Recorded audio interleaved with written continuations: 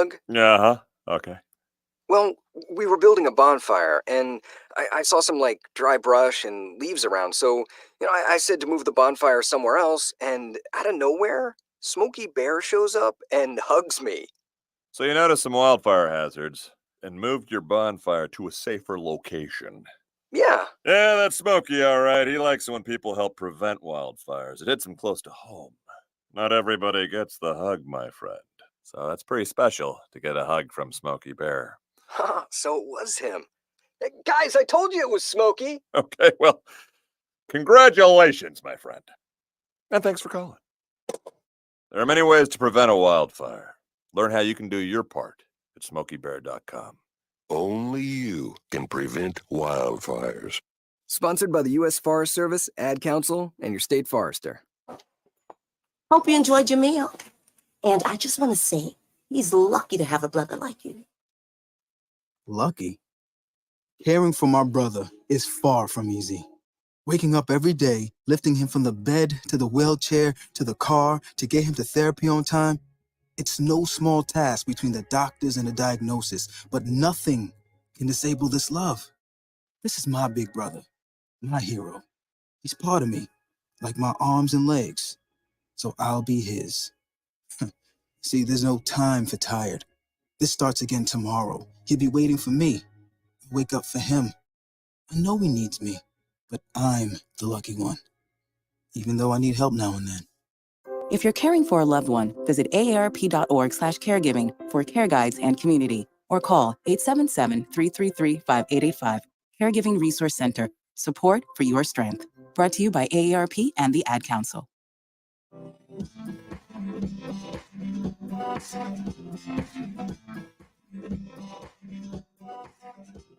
People been saying to your friend, get a different face, and posting on their feed, they're super ugly. The things they say to them online are cruel and they're not true. So tell your friend, I'll stand up for you.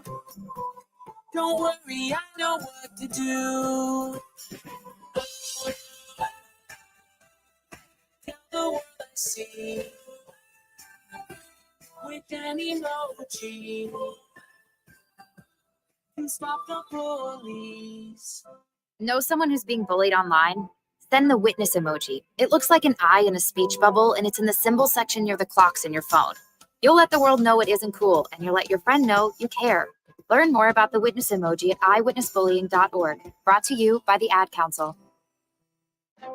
It may be hard to believe, but people just like you are already saving money. Feedthepig.org makes it easy. Their simple savings plan teaches you how to start saving without going overboard. So you don't need to mooch off your friends. You gonna finish that grape? You mean the one in my mouth? You don't need to stop buying the necessities. What you're smelling is a natural musk. Ew. You don't need to be a medical test subject. How do you feel? Mostly okay. Sometimes, though. You don't need to get a second job as a stuntman.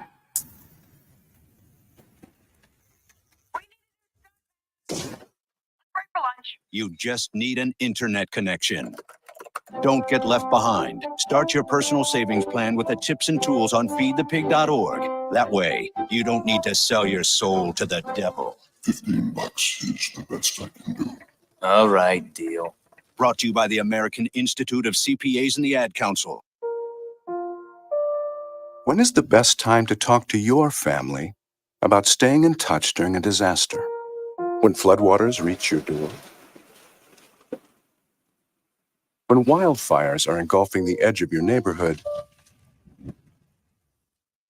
Or an earthquake is destroying buildings? When a tornado is tearing through town? Or a hurricane strikes?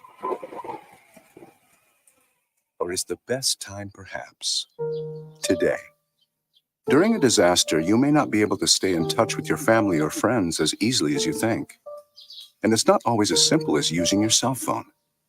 That's why now is the time to take action. Go to ready.gov/communicate and make your emergency plan today. Don't wait. Communicate. Brought to you by FEMA and the Ad Council.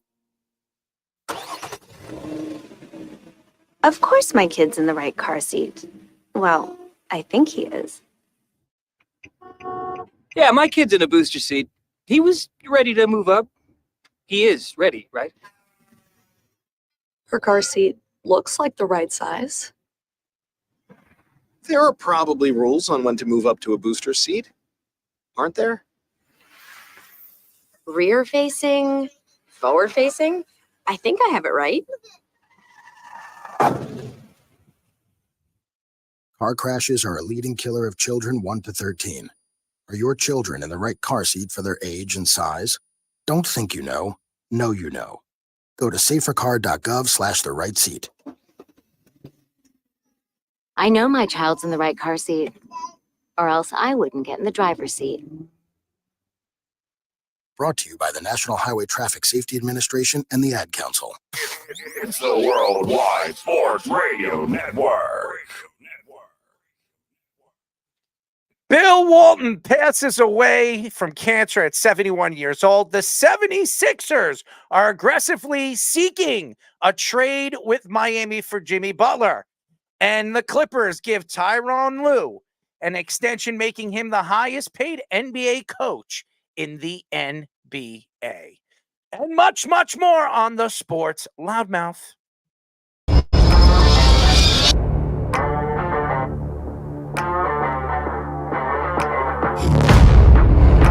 Doc Rivers is going to have Damian Lillard run very fast out of town.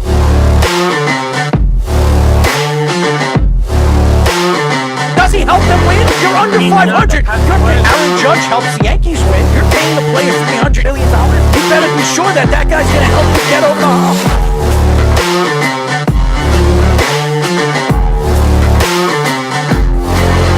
For some reason, this guy is completely lost on calling plays. Maybe he's a therapist.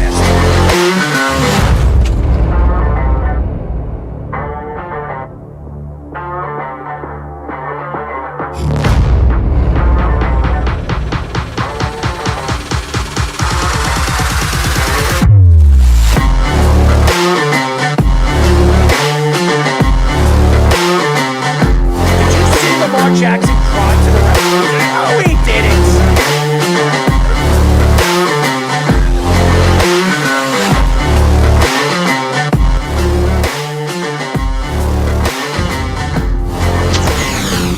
We are back for a new show of the Sports Loudmouth. I'm your host, Daryl Marks. My co-host, Speedy Petey. Remember, you can go to our website at www.worldwidesportsradio.com. Check out all our shows throughout the week, including the Loudmouth with me and Speedy Petey every single Tuesdays and Thursdays at 7 p.m. All you have to do to tune in and check out our local listings for all our shows, go to our website at www.worldwidesportsradio.com. Speedy, what is up, man? Well, nervous about the Rangers tonight. They've been outplayed for 2 straight games, even though they won game 3, and they go back home finally. Hopefully they put up more shot attempt than getting outshot by 20 in this game. So nervous about that tonight, and naturally annoyed at my New York Mets for causing more drama as is. It's been a hot week, okay? It's been back and forth. It's raining, it's pouring. There's a heat wave. You have a lot of humidity. You have bugs out now. You have all these different things. My friend had a deer tick. He got a deer tick the other day. He ripped it off, and he had to get like shots and all this other stuff. So usually when the heat comes, all these bugs come out.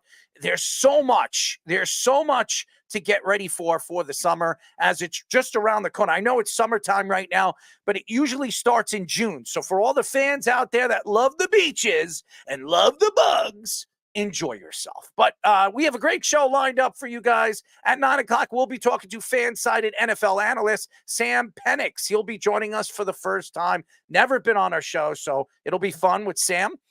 Bill Walton passes away from cancer at 71 years old. So we will get into Bill Walton. The 76ers are aggressively going after Jimmy Butler in a sign and trade. So Jimmy could be on his way flying to the 70s. No, I don't know, 70s, but 76ers, Philadelphia, the Philly town, the house that Joel built. So that's a story. Mets reliever Jorge Lopez throws his glove in the stands and calls the Mets the worst team in baseball.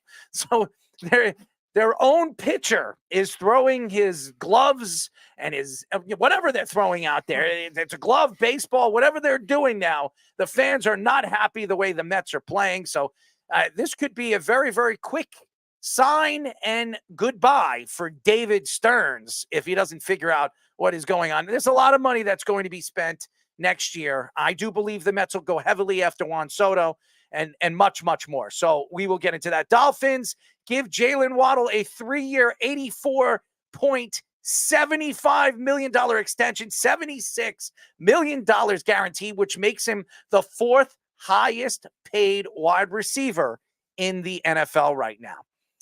Fanatics is suing Marvin Harrison Jr. for breaching of his contract after he signed in 2023. So Marvin Harrison, again, is in trouble, and it's not his father, Marvin Harrison Sr. It's Marvin Harrison Jr. So I'm not surprised on this story. I've been telling people this. This is why I thought Arizona might have passed up on Marvin Harrison Jr. They didn't, because they look at his talent more than they look at some of the things that he could do off the field, as his father did that as well when he was drafted by Indianapolis. So we will get into that story. Deion Sanders' son, Shilo, files bankruptcy after being in $11 million in debt after punching out a security guard at his high school. So very interesting story. I'm very surprised that he's doing that. I mean, he's a young man, and that means 7 years. 7 years you're going to have to sit back and not be able to use credit. So not a very smart move, but hey, maybe his father doesn't want to give him that money. So I don't know. Let's parlay with Wes, maybe Derek, and Reno Johnny. So a lot to get into today.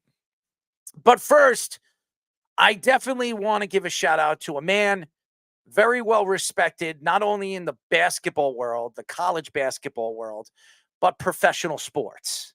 A man that stood for a lot, not only in broadcasting and for basketball, but a guy that knew everything you needed to know about basketball. He really did. And one of the greatest college players to ever play college ball in history, and that's Bill Walton. And he passed away at the age of 71 years old. He's a 2-time national champion, 3-time player of the year at UCLA under John Wooden, one of the greatest coaches of all time.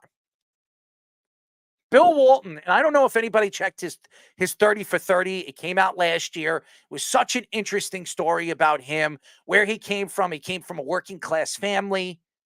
It wasn't easy for him to become the player he became as a college player and then as an NBA player, which really was short-turned because of injury.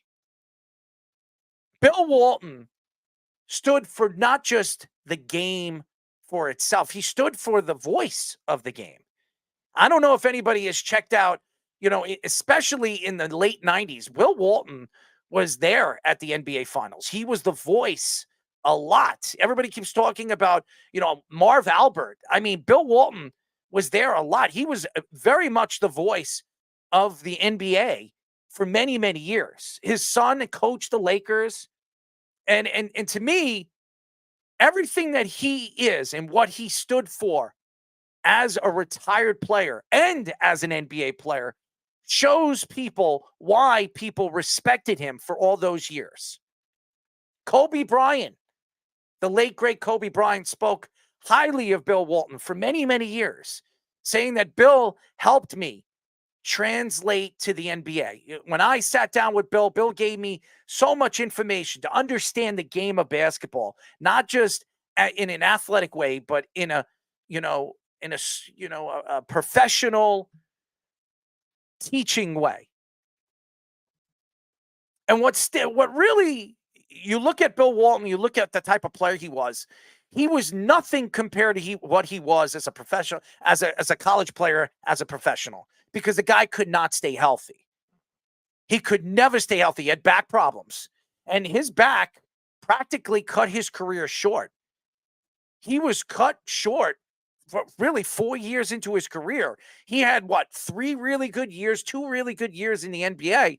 And then the rest of his career was really, really short because he couldn't play. He couldn't be the player that he wanted to be where he came from when he was playing college ball. He was drafted by the Portland Trailblazers as the number 1 overall pick in 1974, won 2 NBA championships, one with the Trailblazers in 1977 and 1986 with the Celtics, which, by the way, he was a bench player.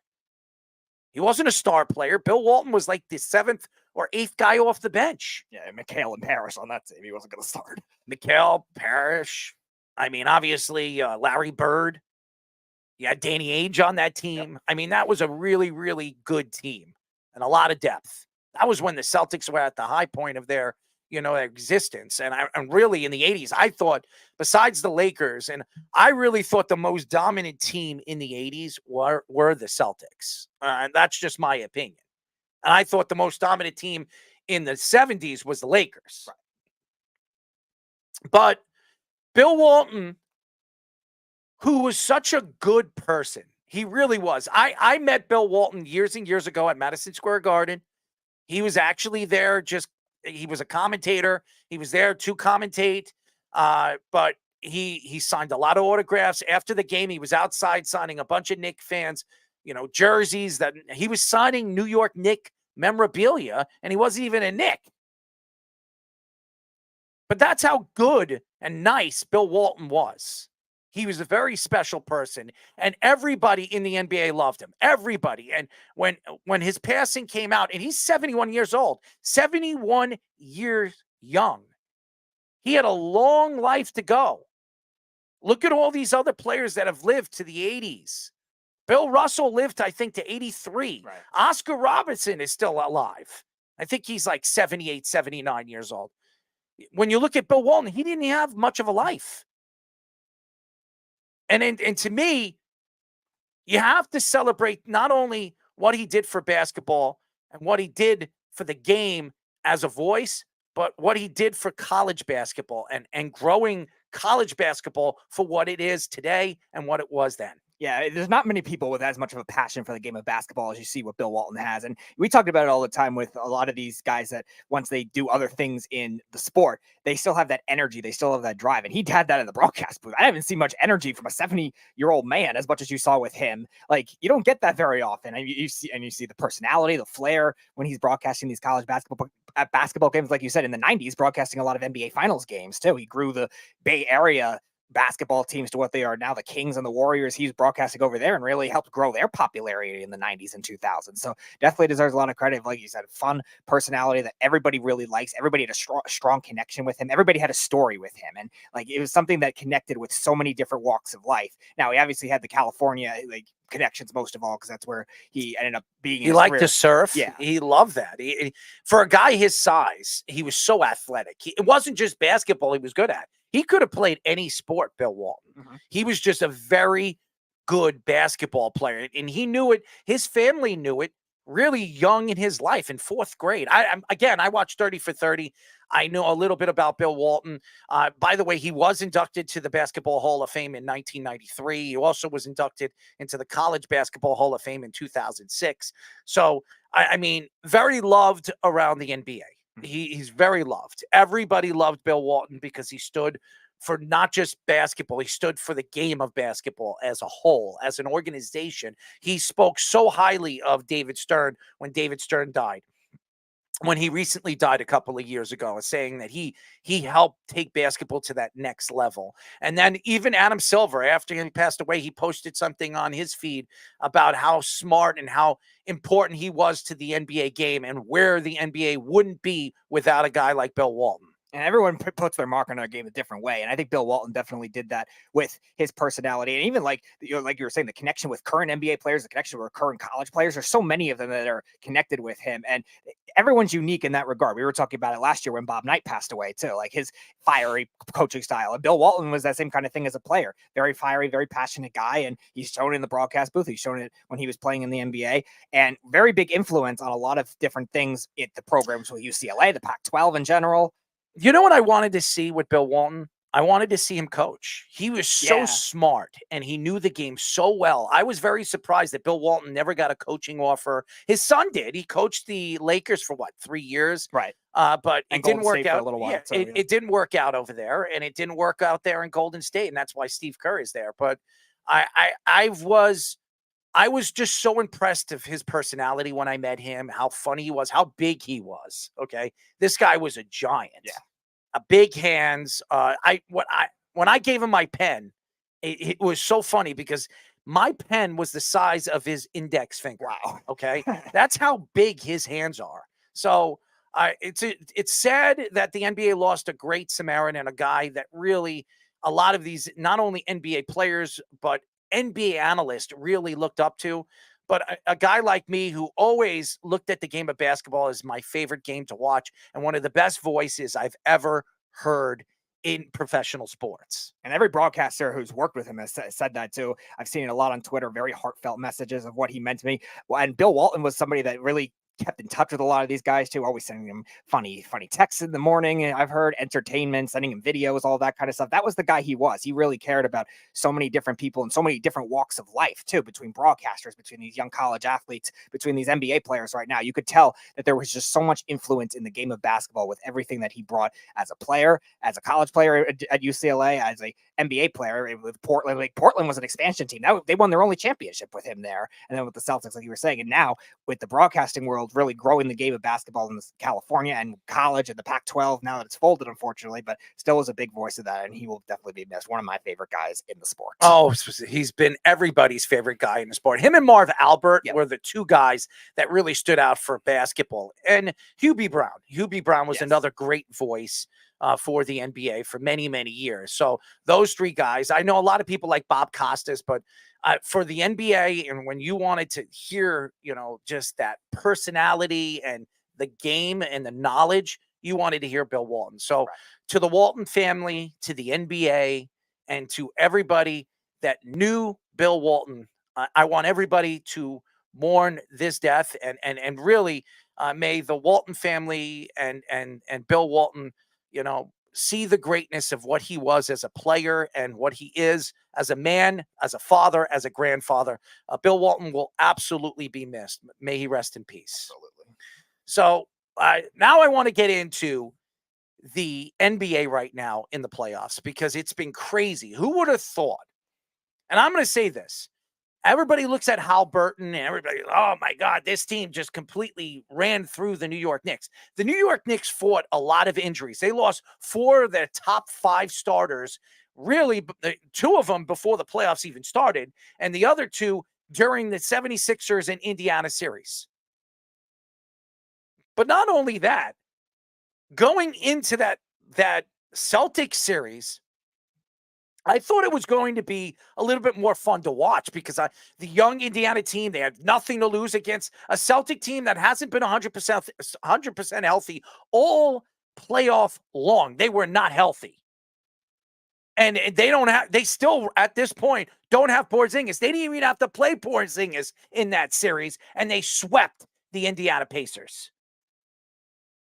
But I was so shocked that Indiana, even though in the first game, if it wasn't for Jaylen Brown hitting that 3-pointer and taking it to overtime, they probably are up 1-0. Maybe it's a different series.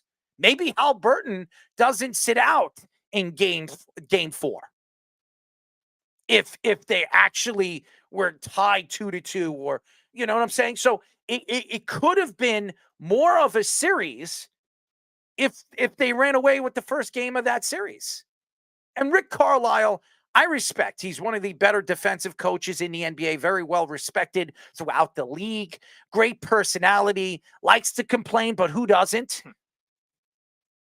A guy that won a championship with the Dallas Mavericks, who obviously stepped away from the Dallas Mavericks. He thought that he did what he needed to do over there. He didn't get fired, by the way. He stepped away. He left the Dallas Mavericks. And Jason Kidd, who was on his coaching staff, obviously Mark Cuban decided to hire him and make him the interim head coach, and then became the head coach. When I watched that series, I was just shocked that they couldn't give the Celtics much of a game, much of a series. And it says to me one thing, being that the Celtics are sitting right now and waiting for the winner of the Dallas Mavericks and the Timberwolves, the longer they wait, the lesser chance they have to win an NBA championship. We've seen this many, many times. Everybody says, well, this is good for Porzingis. Even if Porzingis comes back, he hasn't played basketball in months. He has no timing. And that's the difference right now. You're going into a finals. By the way, Porzingis never played in a finals before. He couldn't win with Dallas. He couldn't win with the Knicks. Couldn't win with the Wizards. And now he's with the Celtics, a team that's been there before, a team that has talent from top to bottom of their roster. Drew Holiday's won a championship. Brown has never won a championship. Jason Tatum has never won a championship. There might be 2 players on that roster that's actually won a championship. And I think Derek White was his rookie year with the Spurs. The Celtics, them sitting and waiting for the winner of this series against Dallas and the Timberwolves, to me, as long as this series goes as far as it could go, their advantage goes to the Western Conference teams. Yeah, it's interesting with how Porzingis will come back because I think the role will definitely be different based on who they end up playing in the finals because Minnesota is going to make it very tough inside with those 2 big men that they have defensively, and their team defense is very good. The Celtics team defense is very good. So Porzingis, you wonder if he'll be forced into more of a shooting type role rather than driving to the hoop, or maybe he'll be forced into more of a passing type role. How are they going to stop Luka Doncic if Dallas gets out of this series, which more than likely will? How are they going to stop Kyrie Irving? You know, Kyrie Irving is going to have a vendetta for this Boston Celtic team. He doesn't like the fans over there. The fans don't like him. They throw things at him all the time. As a matter of fact, he was suing one of the fans that threw something at him when he was there, when he played for Brooklyn. So, I mean, honestly, if you look at this series, it could go either way. Could you imagine if it's Porzingis, who played for Dallas, who was Luka's closest friend, and something happened over there that they had to trade Porzingis away, sent him to the Wizards because Luka and him weren't getting along, and that Porzingis wanted to be the number 1 guy. And obviously they made the right decision on keeping Luka Doncic. But what a series this would be if it's Dallas, Kyrie Irving versus Porzingis, one team to another. 2 teams that are very likely not to be there throughout the playoffs. Nobody, and a lot of people thought Boston was the best team in the Eastern Conference. But a lot of people thought, hey, if the Knicks actually go into the Eastern Conference Finals at full strength, they knock off the Boston Celtics. And a lot of people thought, hey, no, as a matter of fact, I was one of them that thought Dallas was going to be eliminated in the first round. I didn't think they stood a chance. But when you look at the talent that they have right now in Gafford and the mediocre players that they have coming off the bench, and Washington making that trade to bring in Washington from Charlotte, this has been a completely different team in the second half of the season. Yeah, it's interesting too with the wing depth that I thought that Dallas might have been lacking outside of Luka Doncic, has actually played really well in this series. Now Anthony Edwards did play better in Game 4, but they definitely seen a rusty side of him, and we've seen both Jaylen Brown and Jason Tatum have random duds at certain points in this postseason. Now Jason Tatum's gotten better as the postseason's gone along, but had some duds in the beginning. Jaylen Brown has been very up and down really throughout his playoff career. Now Tatum's normally a great playoff player, but Luka Doncic's defense has actually been very good value to the Dallas Mavericks as well. Not normally what he's known for in the regular season. He was improved from where he was earlier in his career, but that kind of thing is going to be a big difference maker against the Celtics that have a lot of wings. Like Keith is saying, Holiday, Brown, and White are great defenders. Yeah, they're probably the best wing defense team in the league. How will Luka Doncic adjust to that kind of thing? But he has the height advantage on some of those guys outside of Tatum, so it's going to be interesting to see that, and also the coaching battle. Like Jason Kidd and Joe Mazzulla, they've been good, but they've been questioned in some instances too. Like which one will be coaching better too? Because you even mentioned Rick Carlisle. I don't think Rick Carlisle is coached that much worse than Mazzulla this series. No, and again, Rick Carlisle was a better coach than Mazzulla. Of course. But Mazzulla had the better team. He had the better roster, and he had the better players. Obviously, Hal Burton is a star in the making, but Jaylen Brown and Jason Tatum are already stars. These guys have been here before. They've played in Eastern Conference Finals. They've played in NBA Finals, but they never got over the hump. This is the closest they have to get over the hump. It looks like they're going to be matched up against the Dallas Mavericks, a team that nobody thought was going to be there. Gafford has been sensational in the series against the Timberwolves. He's outplayed in certain aspects of the game Karl Anthony Towns and Rudy Gobert. And to me, when you look at the Timberwolves, who would have thought that the Timberwolves were going to knock off Denver and get pulverized the way they have in this series against a Dallas Maverick team that has a superstar like Luka Doncic and a guy like Kyrie Irving who doesn't shut his mouth, but what he does on the court in the playoffs has been absolutely miraculous. And to me, I think they're going to put up a really good matchup against a very good young Boston team. But again, a Boston team that's going to be sitting for almost a week of recuperating from that easy win and easy series against Indiana. I'm going to tell you this right now. The advantage goes to whoever comes out of the West. And the reason why is they're already going to be aggressive. They're already going to have the momentum coming out of a series that has been back and forth. Even though it looks like it's been dominated by Dallas, it's been a back and forth series. So even if the Timberwolves tonight take it to a game 6, which they possibly could do tonight if they win again in Minnesota and take it right back to Dallas, I don't think Minnesota is going to win this series. I don't see them coming back from a 3-0 deficit. No. But I'm going to tell you this right now. Whoever comes out of the Western Conference is definitely going to be favored in that series. It's weird to think, like, these are all like seeming to be quicker series, but every game besides probably the game 2 with the Celtics and the Pacers have been really close so far. Like, Dallas has won a lot of games late, like under 30 seconds to go in a lot of those games. And Minnesota, they almost blew the lead and they ended up holding on in game 4. But every game with both series, 7 out of 8 has been close. It's predicted to be Dallas and the Celtics. And I'm looking forward to that series. I am, because I want to see what Kyrie Irving's going to do to the Celtic fans. We've heard stories many, many times about what the Celtic fans thought of Kyrie Irving when he was there and what Kyrie Irving thought of the Celtic fans when he left there. So there's going to be a lot of booze and a lot of craziness. And Porzingis, who some people thought jetted and wanted to be tossed out of Dallas because it was either he pretty much gave Mark Cuban the ultimatum. It's either me or Doncic. And Mark Cuban chose right and decided to stick with Doncic and traded Porzingis to the Wizards. And this would be a fun series to watch. And I think they're very evenly, matched up against one another. I really do. With Gafford and what Washington has done throughout the playoffs has been fantastic. I think both teams have very good benches, and both teams have 2 big superstars coming and playing in their starting 5 lineup. So, I mean, Kyrie Irving and Luka Doncic, Jaylen Brown and Jason Tatum, take your pick of who has the better tandem. I obviously think Dallas has the better tandem, but better overall team. I think the Celtics have a little bit better overall team. But the only problem the Celtics have right now is they're sitting and waiting for a team to play against. And I think whoever comes out of this series is going to have the momentum going into that series. Yeah, and the other thing that'll be interesting, too, is this Kyrie Irving versus the Celtics. Like, the Celtics, when Brad Stevens was coaching them, did a good job at shutting down Kyrie Irving. And obviously the fans got in his head and stuff like that, too, obviously. But still, it'll be interesting to see how Missoula adjusts to that kind of thing, because we've seen Kyrie Irving against a tough Minnesota perimeter defense still play very well, especially in the second half of those games. And then there's hockey. And I know everybody was looking forward to both these series being just dominated by either or either one of these teams. And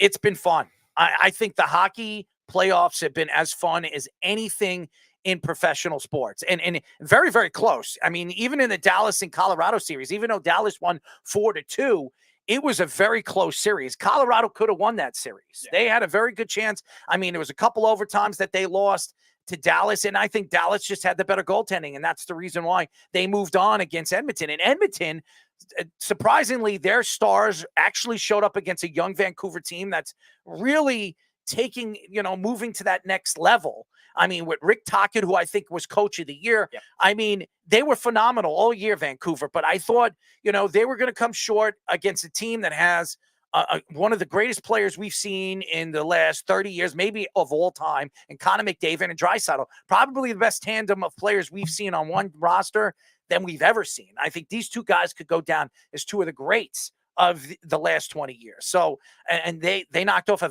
very young Vancouver team. And then you match up against Dallas. And honestly, the Dallas Stars are the better team. Yeah, they're the better team. They have the better goalie. They have the better 4 lines. I think they're the better team. But again, Skinner's played out of his mind in this series. He's actually shown up in this series and played well. And the disadvantage going into the series was the goaltending. But Edmonton's goaltending has actually been pretty good. Their defense has actually played very good against a Dallas Stars team that is offensively gifted in many different ways, defensively and offensively. You have 2 defensemen that can put the puck in the net, and they have 4 lines that can find a way to put the puck in the net, and youngsters like Johnson that can put the puck in the net. So I've been very impressed with Edmonton. I've actually been shocked how good Edmonton has played against the Dallas Stars. As far as the Florida Panthers and the New York Rangers, I am not surprised it's Florida and New York. A lot of people had it, Florida and New York, going to the Eastern Conference Finals. A lot of people. I would say probably 80% of the people thought it was going to be New York and Florida. And what's been so interesting about this series is really how good Shesterkin has been. It's the Rangers have been outplayed in all 4 games. They've been outplayed. Go look at the shots for and shots against. It's not even close. Florida's been dominating this series. Dominating offensively and even defensively in this series. What has been the difference is the goaltending. And Shesterkin has been just brilliant, dominant throughout the playoffs. And this is what happens. If you have a hot goaltender, if you have the best goaltender going into the playoffs and through the playoffs, you can win a Stanley Cup. And the Rangers have it. The last time the Rangers have been this dominant was Henrik Lundqvist. That was 2014, 2015. When they went to the finals, they played an 8th seed LA Kings team that nobody thought was going to be it. But they also played a guy that's on their roster in Jonathan Quick, who was the hottest goalie in the playoffs. And when you bump into a hot goaltender, it's very hard to put the puck in the net. You got to get practically lucky. But it has been so fun to watch both of these series. The Rangers with the overtime wins that they've had. They lost the last overtime game. And that could have went either way. And again, the difference in this series, I think, between the Florida Panthers and the New York Rangers is confidence. I think the Rangers are more confident in this series. When they go down or they have a lead, they already know that they can compete with the Florida Panthers. I think that if Florida falls behind against the Rangers, there's doubt because they have Igor Shesterkin, who's been unbelievable, absolutely dominant in this series. I mean, how many great saves did he have in the last game? I think he had like 7 or 8 of them, unbelievable saves that could be saves of the year. On a list of saves that they're going to compare to, the league's best. I mean, he was impressive, and he has been impressive. And to me, you have to give the Rangers the advantage going into this game number 5, because they're home and they have a hot goaltender that believes in himself and the team believes in him behind them. So I think going into this game, the Rangers are very confident. Yeah, you have to give a lot of credit because also the expected goals that he's saved too. Like he has the highest amount of expected goals allowed, the best rate of that in any playoffs that we've seen in the last 20 years. Like that's how well he's played, and that's how well that he's had to play to keep the Rangers in games to even go to overtime, regardless if they win or lose, which they won every overtime game besides game 4. But even so, like even to get to them that point, it just shows the level of play that he is at. This is a guy that really for the first month and a half of the season was struggling badly. Jonathan Quick was outplaying him a lot of the time, and that kind of thing cannot be understated of what he did in the beginning of the season to get Shesterkin's confidence back. And he's been one of the best goalies, if not the best goalie, since that stretch of time. And like Fish is saying in the chat here, 2.59 goals against average and 929 save percentage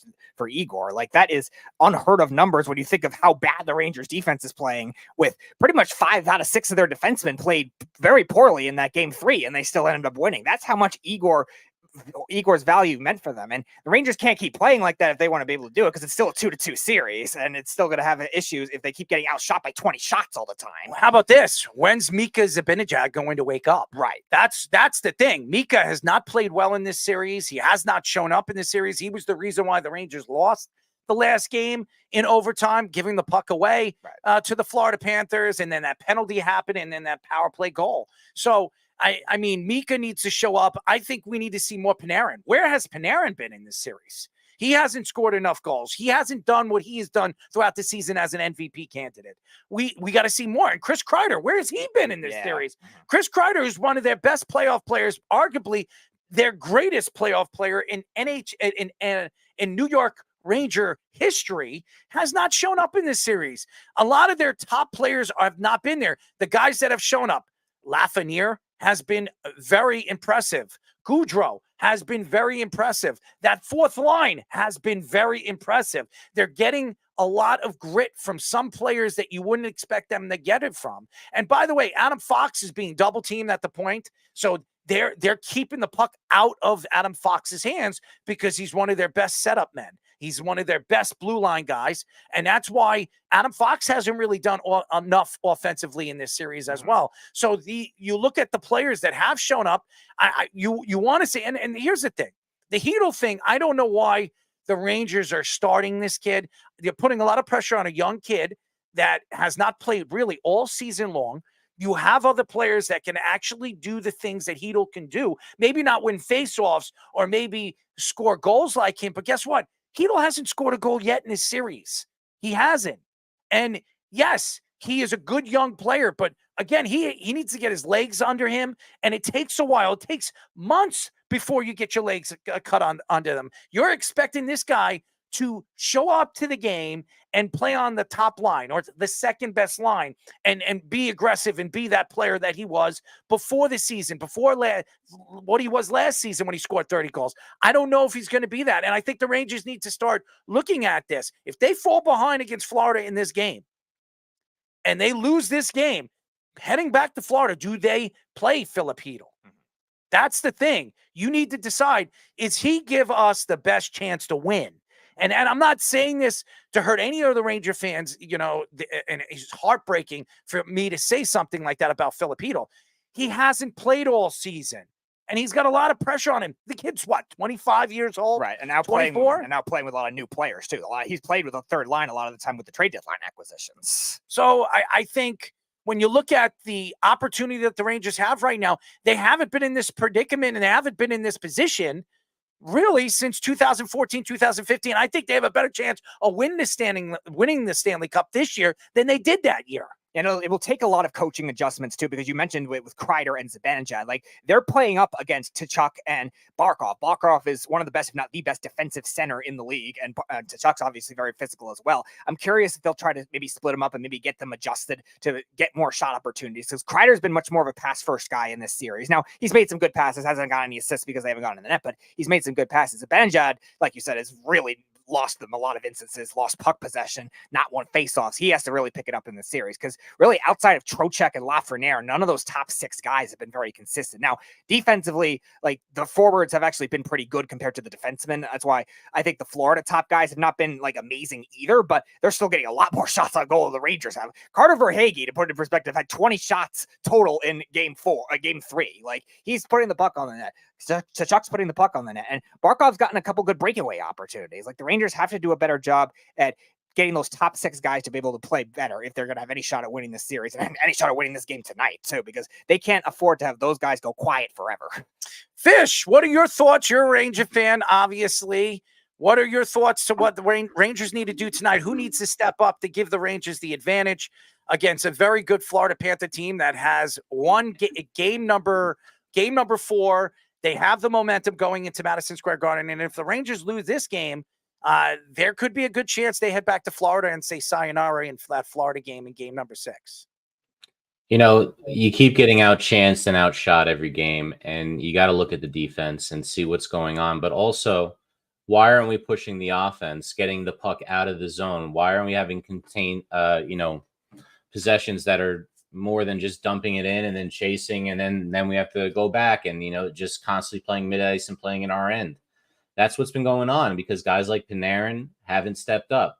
Guys like Fox are hurt, moving slowly, not playing his normal game of being aggressive and fast. And he's been fine, but he hasn't been Adam Fox. And they need him. He had that great pass in game 4 for one of the goals. He looked a little bit better. If he can come back and be a little bit more like himself, I think they can take this game. But it's you mentioned it. It's the top guys. It's Panarin. It's Zibanejad. It's Kreider, who had a hat trick to take him to win the series, to get him here against Carolina. And I think he doesn't have a goal.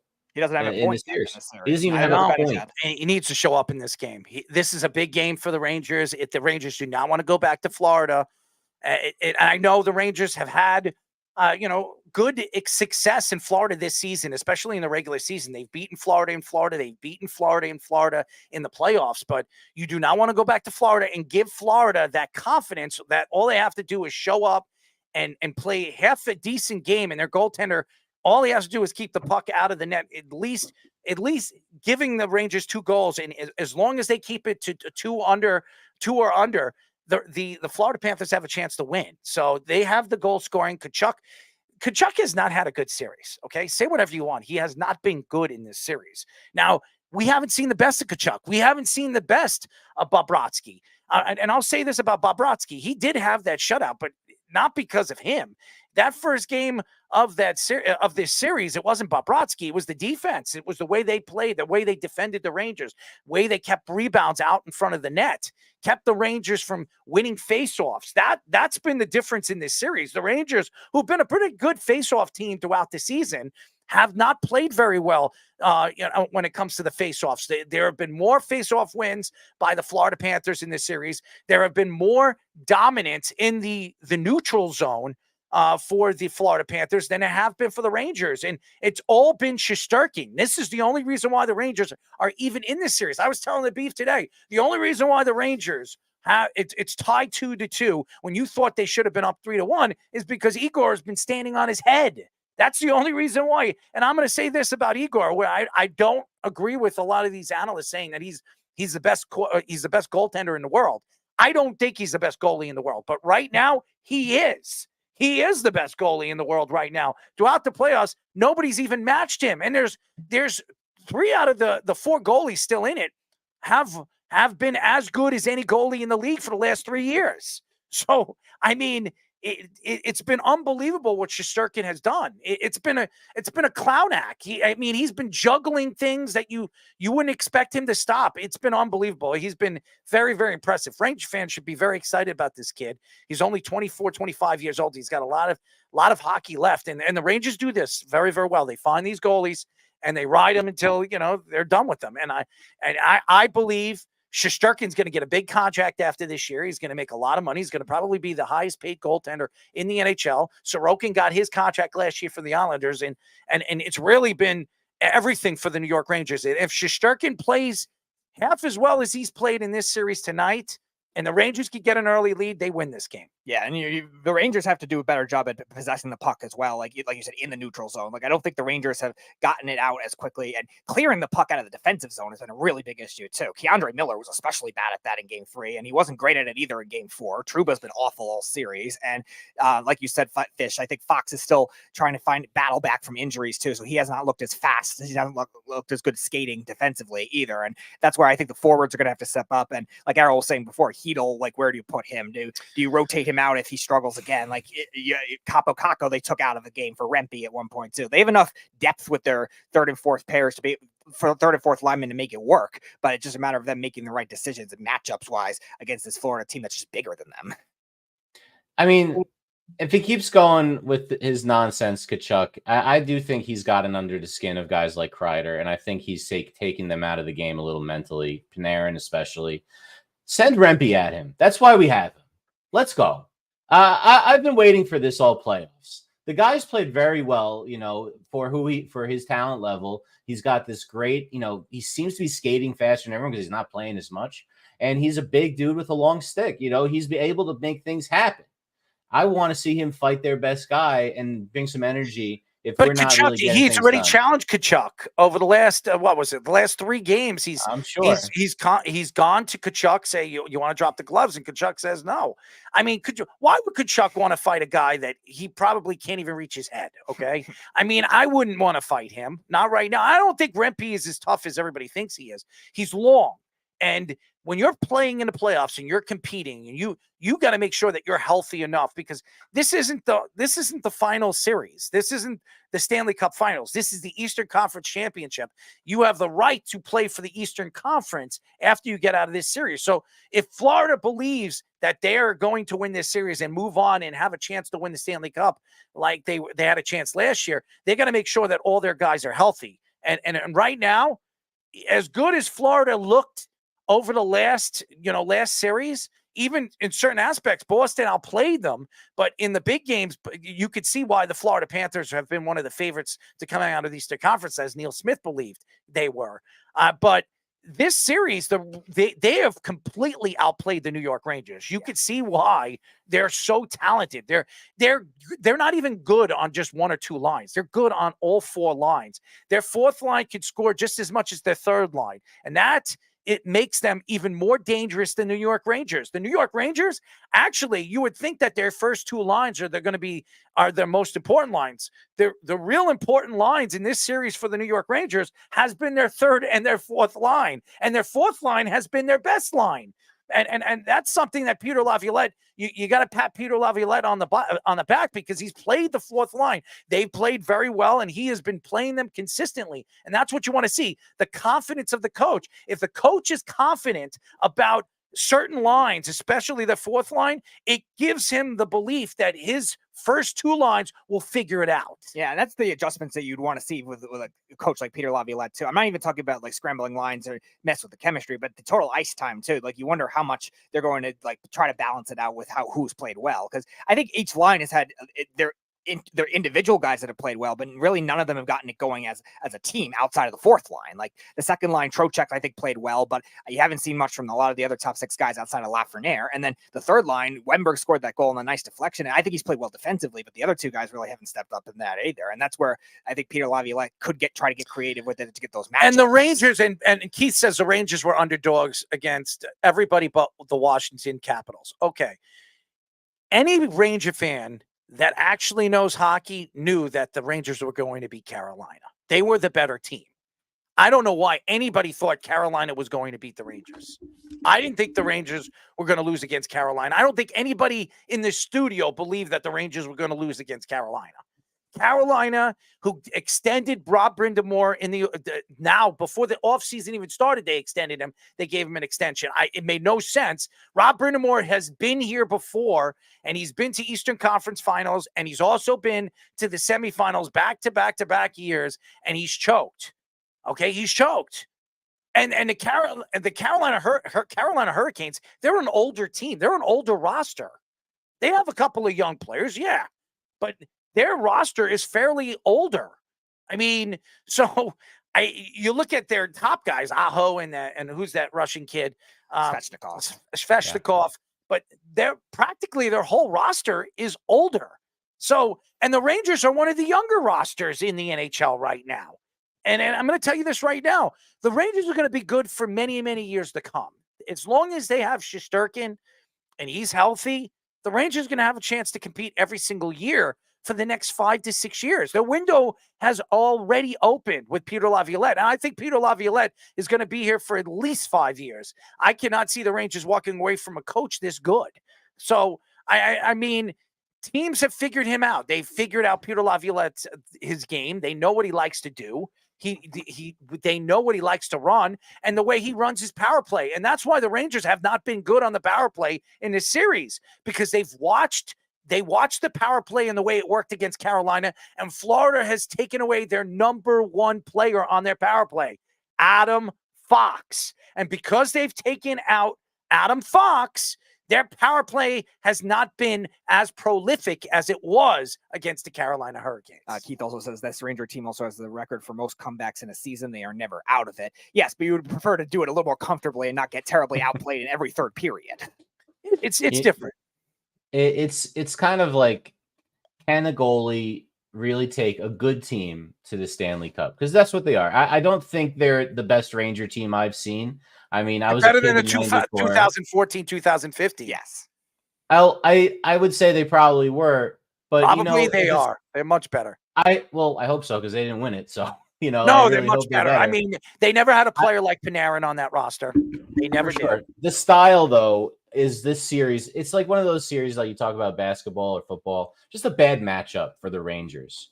You know, you're right. The third and fourth lines have done well because those are grinded out type lines. All four of Florida's lines are grinded out type lines. And the Rangers' top two lines are not. And you're seeing what happens when you play a style like Laviolette, where you do have plays where you're really just grinding it out, and then we have playmakers make plays. You're dumping it around the boards. You're not doing such creative, like plays to get into the zone like you see with a lot of skilled teams, which Panarin likes to do. Well, he's not a physical guy in the same way. Kreider, they can force him into situations away from the net, and he's not as effective. That's what they've done. And the Rangers aren't getting sustained pressure. They're getting outshot by 15 to 20 shots every game. And they're getting outplayed. But can Shesterkin do it? I get spoiled watching Richter as a kid and then Lundqvist, and now we have Shesterkin. Lundqvist, look, I'll say this. Lundqvist would have made that save on the goal the other night. Because Lundqvist is glove. The glove. I'm sorry to cut you off. If you look at the Rangers, in their decades, go look at this. In the 70s, they had Eddie Jockerman. In the 80s, they had Van Beesbrook. In the 90s, they had Richter. In the 2000s, they had Henrik Lundqvist. And now they have Shesterkin. All of those goaltenders, all of them, have been goalies of the year. Every one of them. Every one of them. Eddie Jockerman, Van Beesbrook, Vezina Trophy winners, Mike Richter, and Henrik Lundqvist. All of them have been dominant goalies in some points of their career. The Rangers have never had bad goaltending, always had good goaltending, never were weak in that position. Where they've been weak over the years is the defensive style of game. When they play too much defense, they have no offense. When they play too much offense, they have no defense. This has been the problem for the New York Rangers. They're all three style of games, with good goaltending, good defense, and good offense. All three areas they have not been good in one run, except in 94. And if you watch the 94 Rangers, they were gritty. They were tough. When they needed to score goals, they found a way to score goals, or their captain found a way to put the puck in the net, and they had great goaltending. And that's what wins Stanley Cups. All three areas have to work. If they don't work, and by the way, all four lines have to contribute. And the Rangers in this series, all four lines have not. They need to show up. If you remember, Stephane Matteau, we had Neil Smith on last week, and he talked about it. How important the gritty players like Steve Larmer and Stephane Matteau and Esa Tikkanen and Jeff Bukaboom, all these guys. And then you had the finesse players like Brian Leach and Alexei Kovalov and Mark Messier and Adam Graves. These guys were detrimental to the offensive side of the puck. But in the big games, especially game number 7 against the Devils in the Eastern Conference Finals, the two guys that showed up were the two guys that people forget were as important as any one of those players. Esa Tikkanen and Stephane Matteau. Stephane Matteau scored the overtime goal against Martin Brodeur. Matteau! And then you remember Esa Tikkanen, who practically got him in the overtime. I think he scored 2 goals in that game. So those two guys were so important to the New York Rangers. Now we have to see. It's not the secondary goal scorers for the New York Rangers that the Rangers need to have.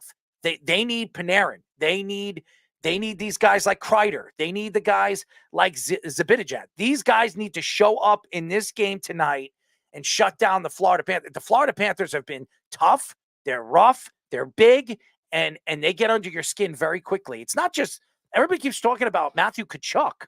I mean, Barkov is a nutty player, man. He's a rough player. He likes to hit you in the back of the legs. He likes to play aggressive. They're defensemen. The Florida Panthers defensemen. How aggressive have they been in this series? Very aggressive, offensively and defensively. The Rangers need to play better. They need to take out the first thing the Rangers need to do is go after one of their top players, knock them on their ass, let them know that they're there, and make sure that they know that it's not going to be an easy game, especially in the neutral zone. Because if the Rangers get outplayed the way they've been outplayed in this series in the neutral zone, it's going to be a long night at Madison Square Garden. Yeah, you mentioned a lot of these past Rangers teams with Lundqvist, like a lot of them lacked physicality as well. They were more finesse teams, so a lot of times the playoff identity wasn't as good for them. And in the beginning with the Rangers' top teams, it was not a lot of offense, and they had some good defense. McDonough, Stahl, Girardi, guys like that. But their offense, Rick Nash was kind of a bust for them, Marion Gaborik, and then as they got older, the defense got worse and the offense got good when they brought in Zibanejad initially, and they just never had that consistent formula. Now they finally have a team that's more well-rounded, but they have to play like it because their defense has not played well at all. And like you said, the center depth outside of Trocheck has not been good. No, they're not getting enough face-off wins. The Rangers are not winning face-offs they're not winning face-offs in their zone. They're not winning face-offs in their zone. They need to find a way to get the faceoffs and win the faceoffs. They need to outplay Florida tonight because you do not want to go back to Florida. And I think if the Rangers win tonight, this is going 7 games. That's what I believe. But if the Rangers lose tonight, this could end in Game 6. I think this series can end in Game 6. And it's not going to be because of Shesterkin. But guess what? He's due to have a bad game. Shesterkin is due to have a bad game. He has played well throughout the playoffs. He hasn't really had a bad game, but he's due for one. So hopefully it's not tonight, because if it is, it's going to be a long plane ride all the way to Florida over the next 24 to 48 hours.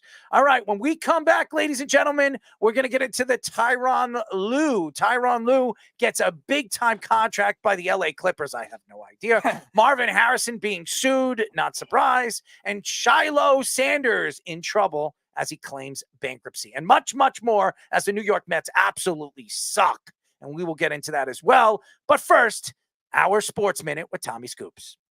This is the Sports Loudmouth Sports Minute. Are you ready to get loud? With Tommy Scoops. What is up, everybody? We all know what time it is. This is the Loudmouth Sports Minute with Tommy Scoops at the top of the hour. Getting straight into it right now. Over in college news, Netflix is closing in on a deal with the SEC for the 2024 college football season. The deal is for a document series that's to be released based on the school's upcoming storylines, featuring new SEC teams such as Texas and Oklahoma. Over in the NBA, Mavericks center Derek Lively is set to play tonight versus the Timberwolves. The rookie center, who hasn't played since leaving Game 3 with a neck injury, is expected to suit up tonight for Game 5.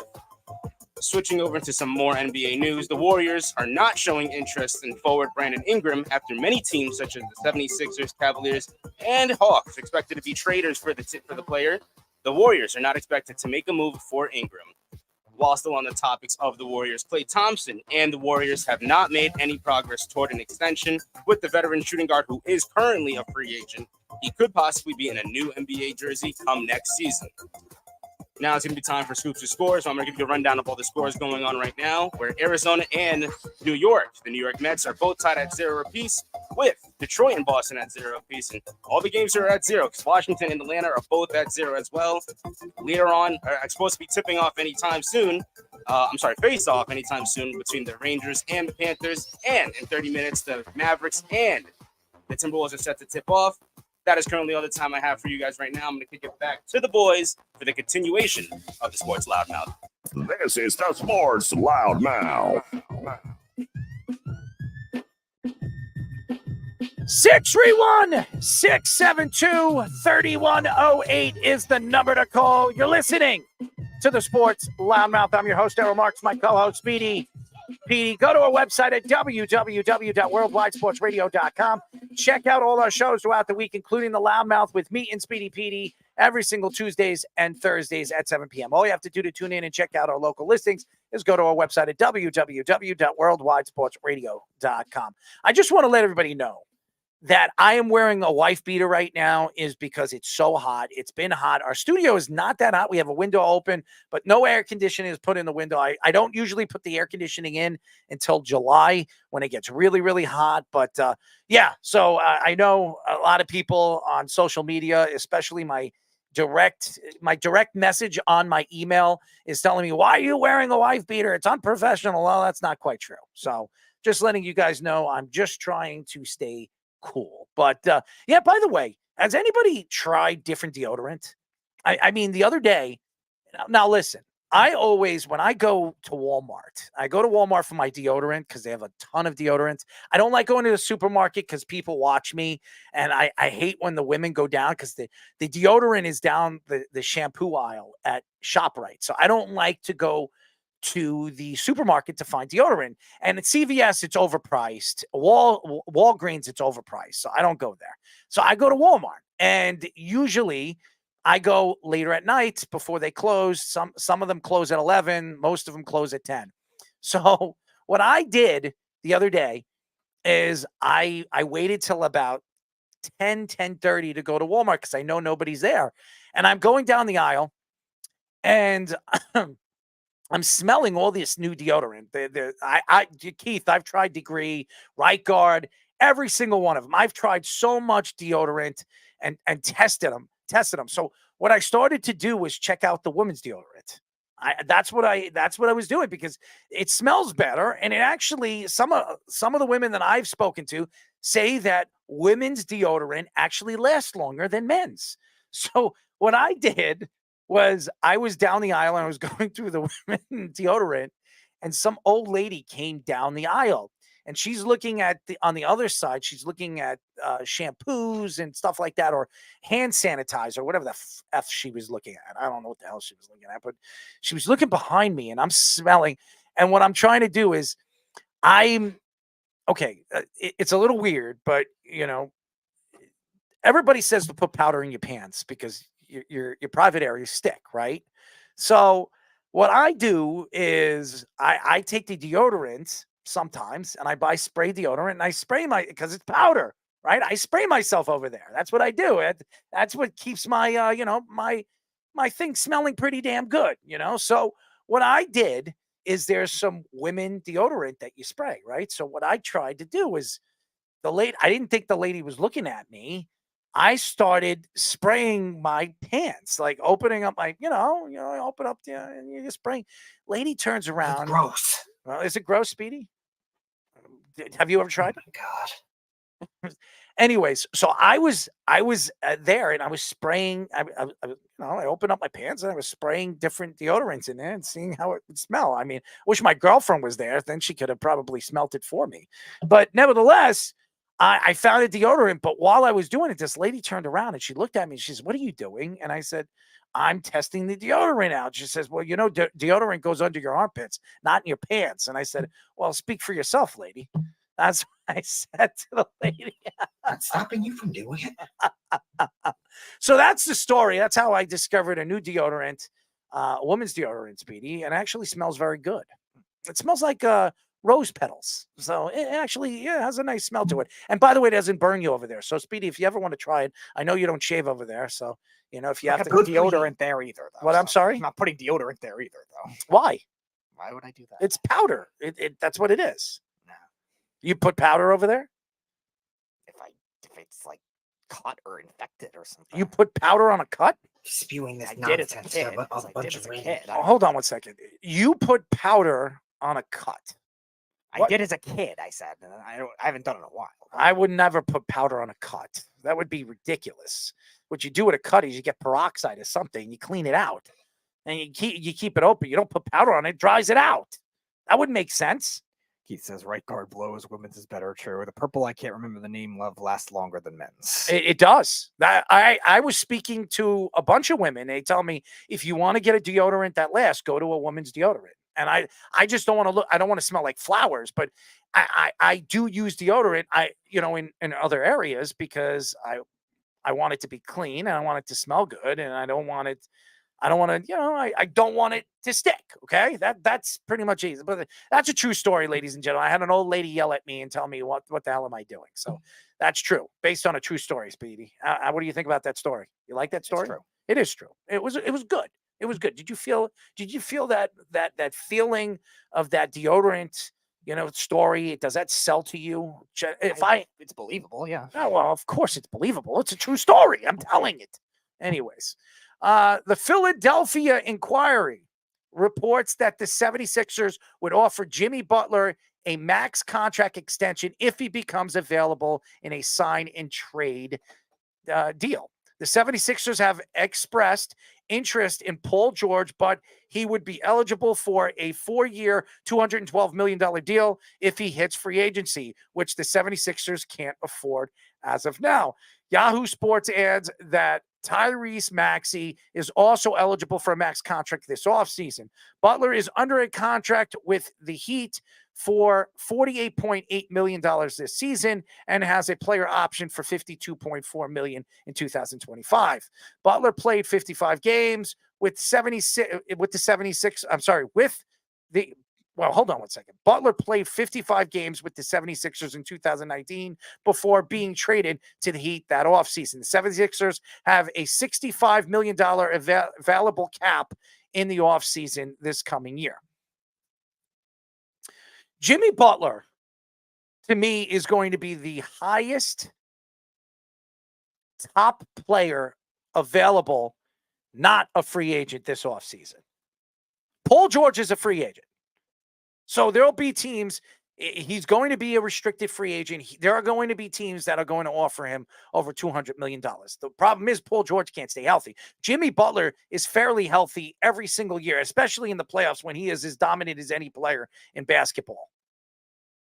The problem with Jimmy Butler is really when the Miami Heat got eliminated this past playoff against the New York Knicks.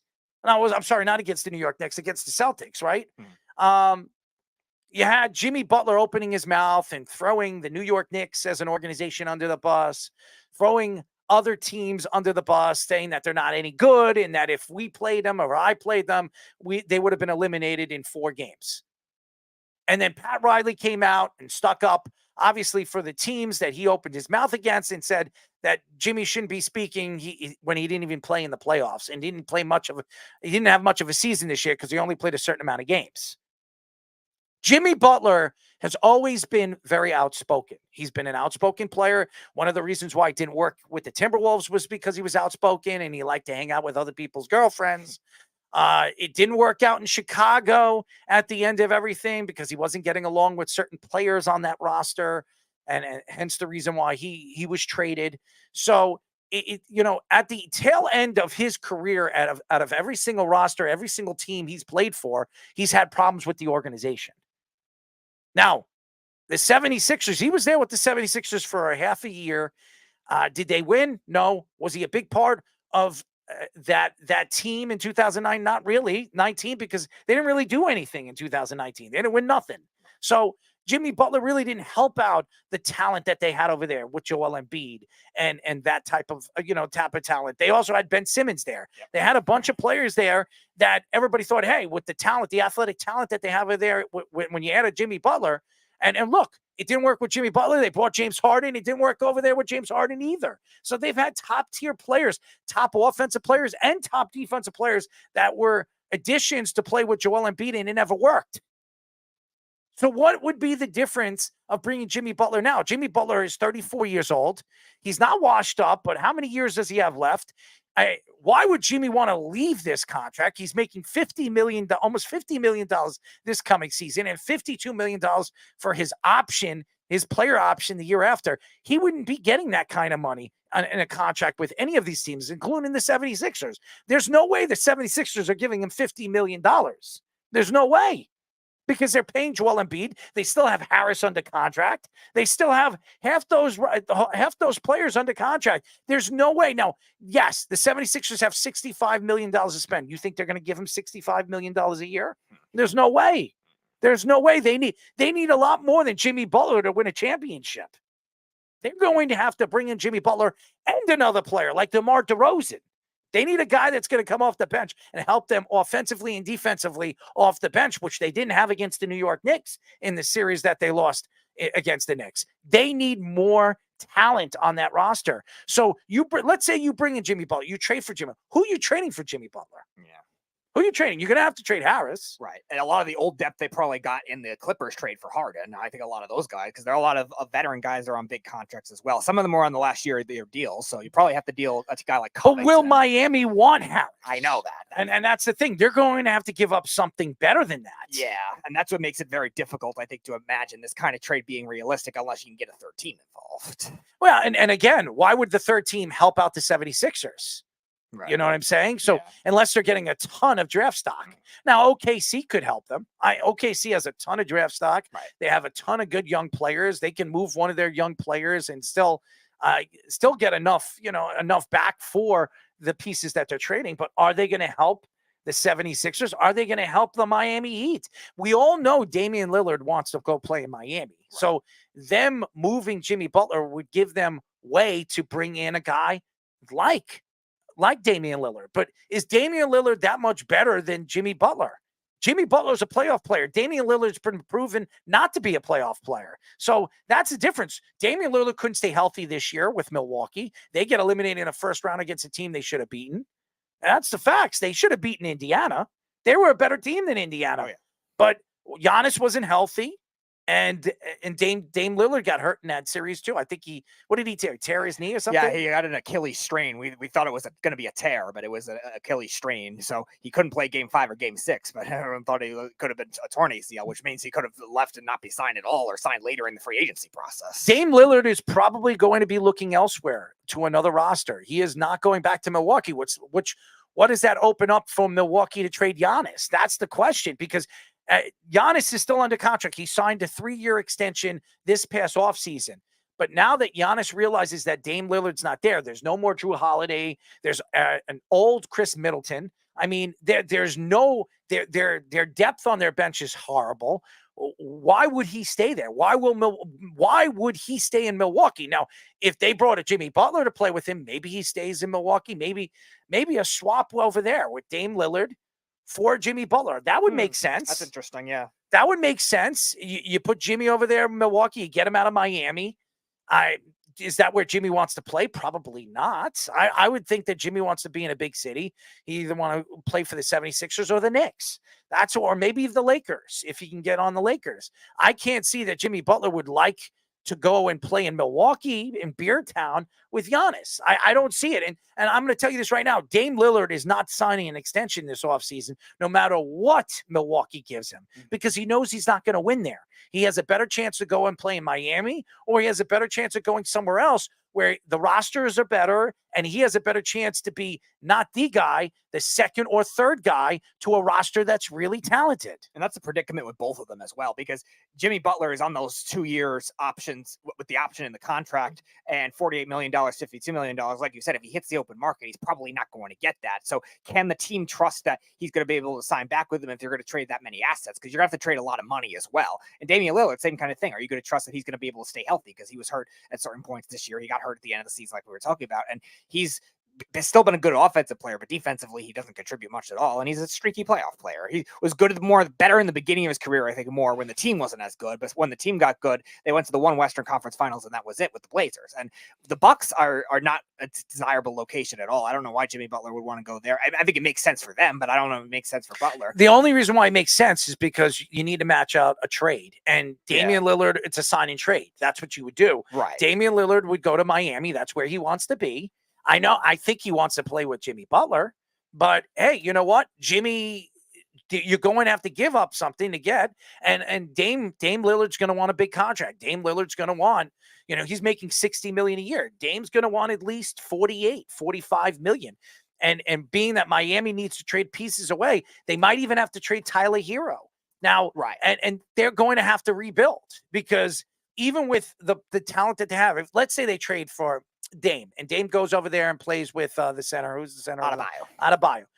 Bam Adebayo. Now, that's a pretty good tandem, but the problem is they have no depth. And Tyler Hero, he's not the depthful guy coming off the bench. Even as a starter, is Tyler Hero the guy that you're going to trust? Tyler Hero can't stay healthy closer to the end of the season and never plays healthy in the playoffs. So are you going to trust that? Now, Jimmy Butler is a trustworthy guy. You know he's going to show up in the playoffs and he's going to be at his best in the playoffs. And that's why if I was Giannis, I would be okay making that trade. Now, is Jimmy going to want to go there? Probably not. But again, to keep Giannis happy, and that's not going to be the only move they're going to have to make to keep Giannis happy. They're going to have to bring in another guy, a bench guy. And that's the problem right now in the NBA. How many teams have a good bench? Well, you look right now in the playoffs. Look at the Dallas Mavericks. What did they need to do at the trade deadline to make themselves a playoff contending team? They had to add Gafford. They needed to add a Washington. They needed to add size, and they needed guys to come off the bench to help them, especially with a young starting rotation. So when you look at Kyrie Irving, everybody says, well, he's not young. He's still fair. He's still Kyrie Irving's 29, 30 years old. Kyrie Irving's at the top in the prime of his career. Luka Doncic is young. He's 26 years old, 27 years old. He's just getting started. He's just getting started. And with the roster that they have right now, they have a bunch of young players. They still have that. Yeah, they are considered veterans, but they're still fairly young. Dallas could be good for the next 2 or 3 years. Their window has just started to open with Kyrie Irving. Kyrie Irving getting his extension in the offseason. Luka Doncic probably, he's still under his contract. They might extend him after this year. So, I mean, and with Dallas now getting a casino, a new stadium, new everything, Mark Cuban selling the team, is still the president of that organization. I think Dallas has the ability now to be a driving force for players to want to come and play over there because you have a player like Luka Doncic. Yeah, the bench they traded for, too, is very young as well. P.J. Washington was just drafted, I believe, the 2020 draft, the COVID draft, number 12 by the Hornets. And then Gafford was that same year, a second-round pick. Oddly enough, I think the Knicks drafted him and then traded his rights somewhere else, oddly enough, and then he ended up going to the Wizards. But, outside of Tim Hardaway, their bench is all young. Josh Green is a young kid off the bench that's really good. I remember I wanted the Knicks. I was hoping he would follow the Knicks in that draft when the Knicks, I think, drafted Quigley or Grimes one of those years, and he's a nice player off the bench. You know what's so funny about Jeff? We have not even spoken about the Knicks. No. This isn't even about the Knicks. We're not even saying that Dame wants to be a Knick or anything. What is he talking about? That just shows you how stupid Jeff is, ladies and gentlemen. Jeff's not paying attention, and then he says, oh, everybody wants to be a Knick. Everybody's eating it. Nobody said anything about the Knicks. We're not even speaking about the Knicks. We're speaking about Milwaukee, and we're speaking about Miami as trading partners for Jimmy Butler and Dame Lillard. Dame Lillard, who wants to play in Miami, and Jimmy Butler, where maybe Pat Riley doesn't want him there anymore or doesn't want to pay him anymore. They decide to move his contract because he's got 1 year left on his contract with a player option and send him to a place where he'd be more happy in playing. Maybe a Giannis Antetokounmpo, a guy that obviously was not successful there with Dame Lillard, has an older team, an older roster, and they overpaid Chris Middleton, who, by the way, has just been an absolute he looks like an old man. He's not the same player he was 3-4 years ago. And I mentioned last offseason when Jimmy Butler, or not Jimmy Butler, Damian Lillard's agent was practically saying, oh, it's Miami or bust he's going to go to. I said it was a perfect fit for what Miami needed, but is it going to work if they're going to not be able to trade Jimmy Butler? I think I didn't. Be hard. By the way, Jeff, no, I did not mention Dame going to the Knicks. No, I did not. That was 5 years ago. I did not say that Dame was going to the New York Knicks in any of this conversation right now. So I don't know what you're speaking about. Or you know what it is? Jeff just likes to stir up stuff and say stupid things so he can get us speaking about him. And honestly, he's a retard. I'm not even going to say it. I was about to say it, but I'm not going to say it. I'm just going to say he's dumb. He's stupid and he's dumb, and I don't want to hear it. I don't want to hear any more from Jeff. If Jeff wants to say something, call the show. And even when he calls the show, if he says something stupid, we'll hang up the phone on him. Yeah. So, and Keith also says Tim Hardaway doesn't play. And that's what we're saying with the Mavericks depth. It's gotten so good and so young. 2 years ago when Jalen Brunson and Luka Doncic led the Mavericks to the Western Conference Finals, that team had to have overperforming big men to even stay close in that series. That team had no depth. This team has a lot more good depth. That Hardaway, you're right, doesn't have to play as much. Woj reports that the Clippers signed Tyronn Lue to a new deal, making him the highest paid coach in the NBA and NBA history. His deal is $14 million per year and will last until 2028 to 2029 season.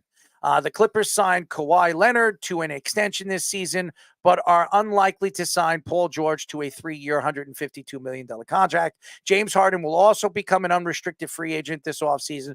Lue has a 184 and 100 to 134 record in the regular season and 13-17 record in the playoffs in 4 years with the Clippers. I'm going to say this. Tyronn Lue is way overpaid. Yeah. Way overpaid. Now, does that mean that Tyronn Lue has not been a good coach? He's been a good coach. He's also had good players. Kawhi Leonard is a good player. Paul George is a good player. Now, they're injury prone, but they're good players. This roster this year had also James Harden and Russell Westbrook. Now, Russell Westbrook is a shell of himself, but he's still fairly good as a secondary player. You get a Russell Westbrook off the bench as a seventh man, and he's going to give you 13, 14 points a game and about 7, 8 rebounds and maybe 4 assists. You're getting enough out of Russell Westbrook where you could be a contender. But this is an old team. And now that they extended Kawhi Leonard to that extension this past offseason, they're not going to be able to re-sign Paul George. And Paul George is probably going to look elsewhere or go elsewhere to a team. Now, it could be a sign and trade so they can get something back for him, but is Paul George willing to do that? Paul George will probably want to go to the team of his preference, and there's quite a few teams that'll be interested in a player like Paul George. We were just talking about the 76ers. If they strike out and not land a Jimmy Butler, well, Paul George would be a good consolation prize. So would the Milwaukee Bucks. If they lose Dame Lillard, Paul George would be a good consolation prize. And as we all know, and I will mention the Knicks are also a team that's been interested in Paul George for the last 2 seasons. Now, are they going to give Paul George a $212 million contract? Well, they're going to have to do a sign and trade, and they're going to have to trade Julius Randle if that works. But I don't believe Paul George is going to the New York Knicks. I look at the Tyronn Lue move. Now, it doesn't hurt your salary cap. If you want to pay him $14 million, you trust that Tyronn Lue is the reason why you've been a good team, a fairly good team for the last 2 to 3 years. Good for you. I just think right now the Clippers, they're so deep into this. They have to find a way to get something back for Paul George. Because if they don't get anything back for Paul George, you're going into the season maybe because James Harden's unrestricted, so which means he's not restricted. So they could actually trade James Harden or extend him. And they'll probably extend James Harden because they're not going to be able to bring Paul George back. Are you going to trust that Kawhi Leonard, James Harden are your 2 guys that you're going to ride with next year, especially Kawhi Leonard, who's coming off a major injury, who has only played for a year and a half. This year, I think he played 56 games. He hasn't played a full season in about 3-4 years. Yes, he's a great player. And to me, probably one of the best two-way players in the NBA. But the guy hasn't stayed healthy. Are you going to ride Kawhi Leonard all the way into the playoffs and trust that Kawhi Leonard is going to be the player that he has been when he played for Toronto and the San Antonio Spurs? I don't know. But Tyronn Lue is not a deal breaker for me if I want to go and play for the LA Clippers. The deal breaker is, do you have a roster that's going to help me win a championship if I've never won a championship, or I want to win a second or third championship? And the answer is no. So why would you give Tyronn Lue that contract unless you thought he was a game changer?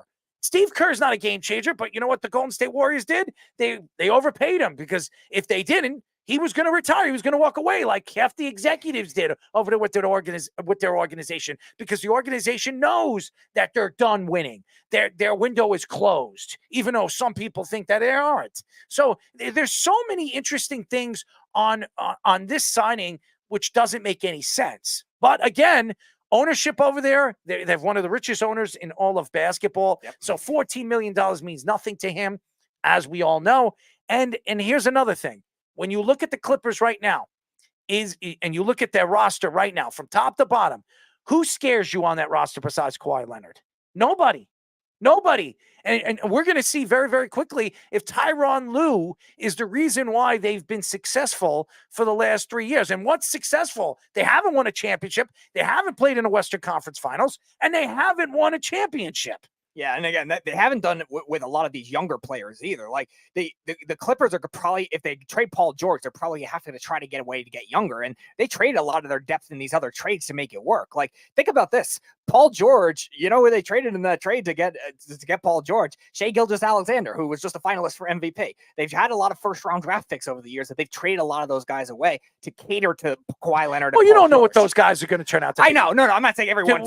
Did anybody think Shai Alexander was going to be this good? I didn't. I mean, he did come from a good program. He went to Kentucky. We all know, and Calipari, obviously recruited him, but he wasn't good in Kentucky. No. Just like when you look at Booker. Booker wasn't as good as he is in the NBA. Right. A lot of these guys don't develop until they go play in the NBA. Another guy that we talk about all the time, Donovan Mitchell. He was a great defensive player in college, but not a good offensive player. It changed. Everything changed. Everything started to click when he was drafted by the Utah Jazz. But again, the point I'm trying to bring up is even when the Clippers had some good young success before they got Kawhi Leonard and Paul George, that was with Doc Rivers coaching them. That wasn't Tyronn Lue. Tyronn Lue has never inherited a team that's supposed to be younger and made them a lot better. Tyronn Lue, I think maybe the reason they brought him back is he catered to the players. Maybe he let Kawhi Leonard likes him. And like you said, Steve Ballmer is the richest owner in the NBA. And the Clippers, you can think of it as this parallel. The Clippers are a lot like the Mets in Major League Baseball. Like they've got bringing all this flashy, all these big contracts, and they always find a way to get in their own way. And Jeff, unrestricted means that you can't go wherever you want. The team has control of you, and they can decide where you go. That's what unrestricted means. Restricted means you can go wherever you damn well please. Okay, that's what restricted means. I know what it means, Jeff. You're an idiot, and you want to call out everything everybody says because you're an idiot. And you know what, Jeff? You know what's so funny about you? When you have something smart to say, call the show. When you have something stupid to say, don't bother. Because when you call the show, you make no sense on your arguments. Never do. And then when you argue, you make when it does come to sense, you have everybody flabbergasted because then you go offset and you talk about something else that makes no sense about the conversation that we're having. So thank you, Jeff, for being the idiot that you are every single time you come on the show. Carl also says, who was great in college, and now Franz Wagner. Yes, he has been very good for the Orlando Magic. That team is going to be a very good team of the future. I don't even know why I waste my time even speaking about him. You know what it is? Because that's what he wants. He wants everybody to speak about him because he wants to be the center of attention on the show. And I to me, he's just a complete moron. But to get back to the Clippers, I don't understand. Now, the owner is very rich, and that's where he's going with this. But I think their window is closed. I think the Clippers window was open when they brought in Paul George and they brought in Kawhi Leonard Paul George was there first, and then they brought in Kawhi Leonard. I thought that was like a 2 or 3 year window when they did that. And then they brought James Harden last year. I thought, I thought that was a third additional piece. I thought if they had any chance of winning, last year would have been the year that they were going to do it. They didn't do it. They started the season with all three guys. They couldn't stay healthy, and look where they are. And they give Tyronn Lue that contract. It makes no sense. Yeah, and Tyronn Lue is a guy that I think has only had like one actually good year of coaching, where in the 2020-2021 season when Kawhi Leonard was hurt and a lot of other guys were hurt, they went to the Western Conference Finals as a 4 seed. They beat Utah in the playoffs, who was a 1 seed. So that was, I think, an impressive year considering all those circumstances. But besides that, he's really just been catered by the players. Yeah, it's very interesting. It really is with the Clippers and what the Clippers doing as an organization. But again, it's all about money. And with basketball, these owners, it doesn't matter. It doesn't matter how much they pay the coaches. I mean, look what the Knicks paid Phil Jackson. The Knicks gave Phil Jackson, what, $15-16 million? Yeah, and they're still paying, I think, Jeff Hornacek, too, I believe. I just wonder when you look at what is he saying, right? Did he just explain it wrong? I thought I heard that. Said what? No. Yeah, you said that James Harden was an unrestricted free agent. I think you did say that. Yeah, he was an unrestricted free agent, which means the team has control of him. Unrestricted. Restricted means, right? Restricted. No, you're right. Carl's right on that. Restricted means that the team has a level of control of it. Okay. So which the Clippers do with Kawhi Leonard. They brought him back. All right. So why don't you say something? All right. So I made a mistake. So the Harden is unrestricted, so he can go wherever he wants. Yeah. Paul George can't go where he wants. He has to be traded. Right. That's what it is. So all right. So there you go. So I made a mistake there. So, but nevertheless, James Harden is probably going to be re-signed. Paul George is not going to get that extension. He's not going to get that big extension. And to me, 3 years, $152 million. You heard what LeBron wants. LeBron wants $60 million a year. Paul George is going to want a 3 to 4 year deal. I don't see him getting that with the Clippers. I expect him to be traded sometime this offseason to a team of his choosing. Because, with the NBA, it's all about what the player wants, not what the team wants, because they could say, you know what, I don't want to play for that team. And that's what usually happens. So we'll see what happens with that. Oh man, Marvin Harrison. This is a story, ladies and gentlemen. Fanatics filed. I'm sorry. Fanatics. Everybody knows what Fanatics is. It's a hat organization. It's athletic apparel. Fanatics filed a lawsuit against Marvin Harrison Jr.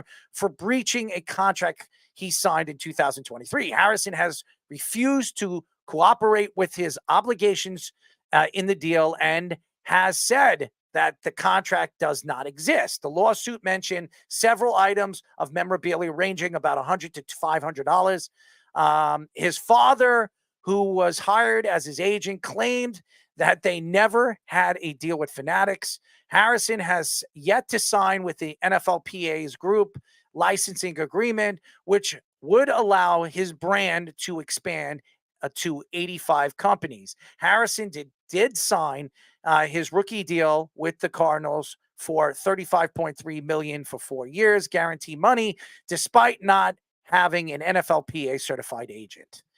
And we all knew this was going to happen. We all knew what was going to happen. And I said this, Arizona's going to have a problem one way or another with Marvin Harrison Jr. And that's why I thought they should have went with, any one of those guys, Dunze or any one of those guys over Marvin Harrison Jr. Not that to say that Marvin Harrison Jr. isn't the most talented wide receiver in this class. He probably is. He comes from the Buckeyes, and the Buckeyes always, LSU, Buckeyes, and Alabama always have the top wide receivers. They always do. Every single year, they have a top end wide receiver, except maybe one, every other year they don't. Except when the Jets drafted an Ohio State receiver. Well, that was a long time ago, but he was a second-round draft pick. But you look at Marvin Harrison Jr., and there's a lot of questions to him and what he's going to do and how he's going to produce as an NFL player. He's going to be compared to his father, who's a Hall of Famer, one of the greatest wide receivers of this era. Okay, he is. He also played with Peyton Manning, who is Harrison Jr. playing with. Now, he is playing with a good quarterback, and Kyler Murray is a sensational talent, but is he a Peyton Manning? No, he isn't. And he talks into a third person. He's his own personality. And that, to me, when you bring in personalities like this, and you bring in a guy like Marvin Harrison Jr., who wants to be the face of the organization, there's a problem there. And you're going to see this create more problems and more tension with the organization because Marvin Harrison Jr. is not making the decisions. Marvin Harrison Sr. is. And that is the problem right now. Marvin Harrison Sr. has no agent background. He has no agent background. He is now taking over for his son, and he is making the decisions for his son moving forward. And to me, when you look at the big picture and you look at the contracts that could be breached because his father knows nothing about these contracts that he has signed over the years because he had an agent. He actually had an agent looking at the contracts.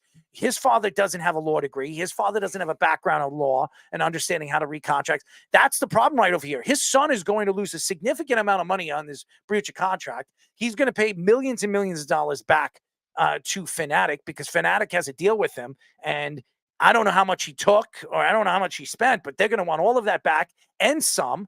And again, the NFLPA certified agency that he's going to be looking at, he doesn't necessarily have to sign with anybody. He could create his own products and stuff like that. And that's what I think he's going to do. He's going to go out there. He's going to show what type of player he is. And he's going to try to do what the Ball family did. They're a face.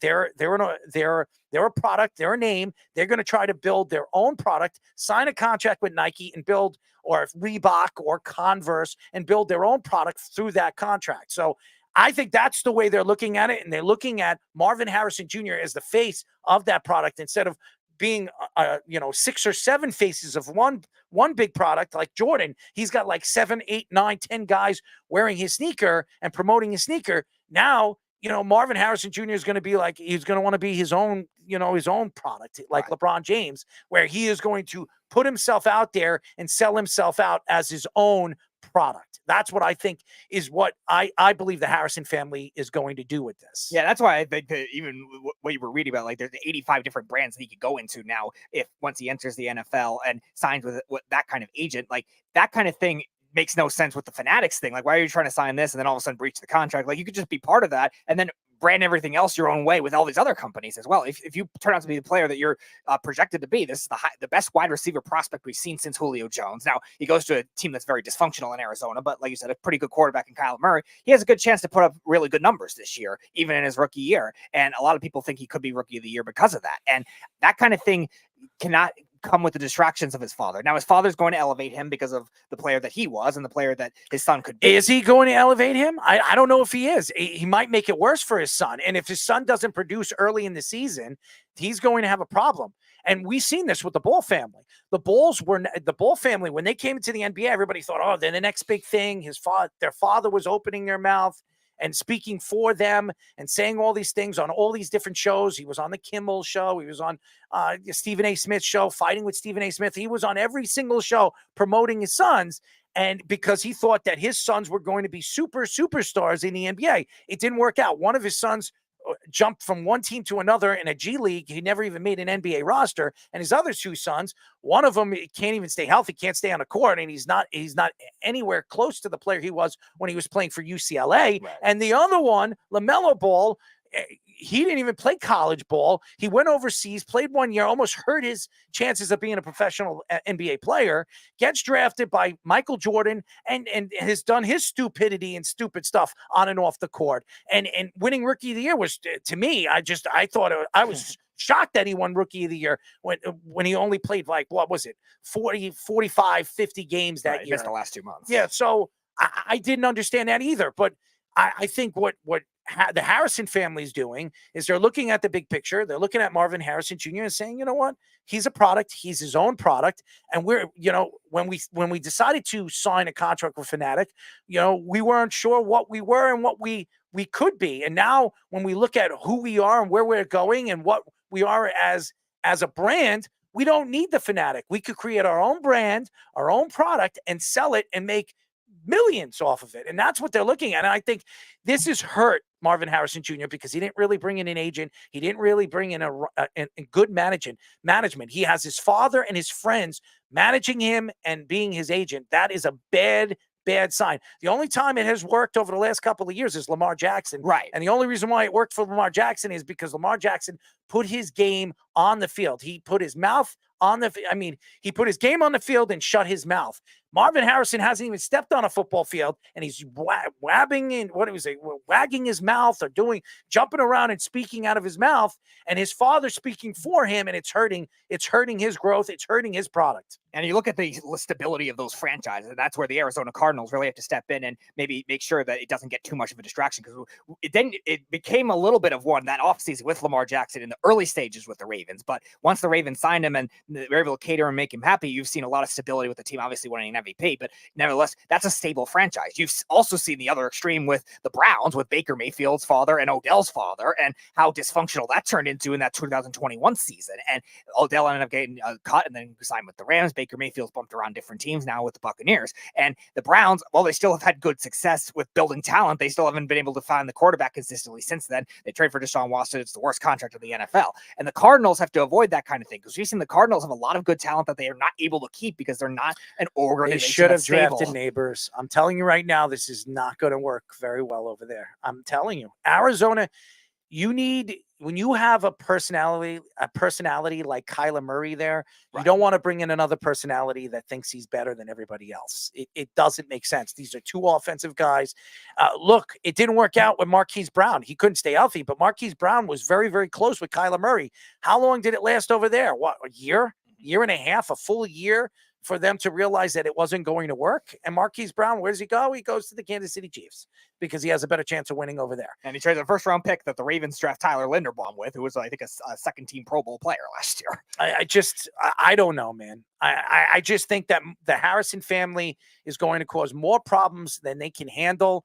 And as a young player of his magnitude, when he's coming from a draft where there's a ton of good wide receivers, if he doesn't show up early this coming season and play as well as everybody thinks he could play, and guys like Neighbors and Odunze and Corley and all these other guys that were drafted in the first and second and third rounds show up and play very, very well, Pearsall, They all play well, and he doesn't because of the stuff that's going on and off the field, and the fact that he doesn't get along with Kyler Murray. They're going to have a big problem as far as a brand actually picking them up now, because why would anybody pick them up if they're getting sued by one of the bigger brands in Fanatic? And then why would a brand pick them up if he's not actually producing on the field? So there's a big problem here with with Harrison Jr. and Harrison Sr. Yeah, and those brands, like you said, they're going to have to either be smaller brands or going to have to be his own brand to pick it up, because no big company is going to trust it based on this track record that he's had. Because this contract was going on since last year. Like, he was already still big at that point too. And now if he's already going to cause a distraction, that is definitely something that a company, a bigger company, is not going to want. Think about the Nike scandal with Zion Williamson, how that turned into. You think you're going to have something bigger with Marvin Harrison? Yeah, it's so very interesting, and it's kind of scary when you look at the big picture right now. With that organization and what that organization is. They have a second-year coach who actually coached pretty well last year. Again, actually played pretty well last year. I want to see what he does this year with Marvin Harrison Jr. and with all the draft stock that they had. They had a pretty good draft. They had 10 or 11 10 or 11 draft picks. Yeah. I think they had the most in all of the NFL when it came to the draft. So I want to see what Arizona's talent is going to produce this year when they're all on the field. But nevertheless, you expect them to be better than 4 wins.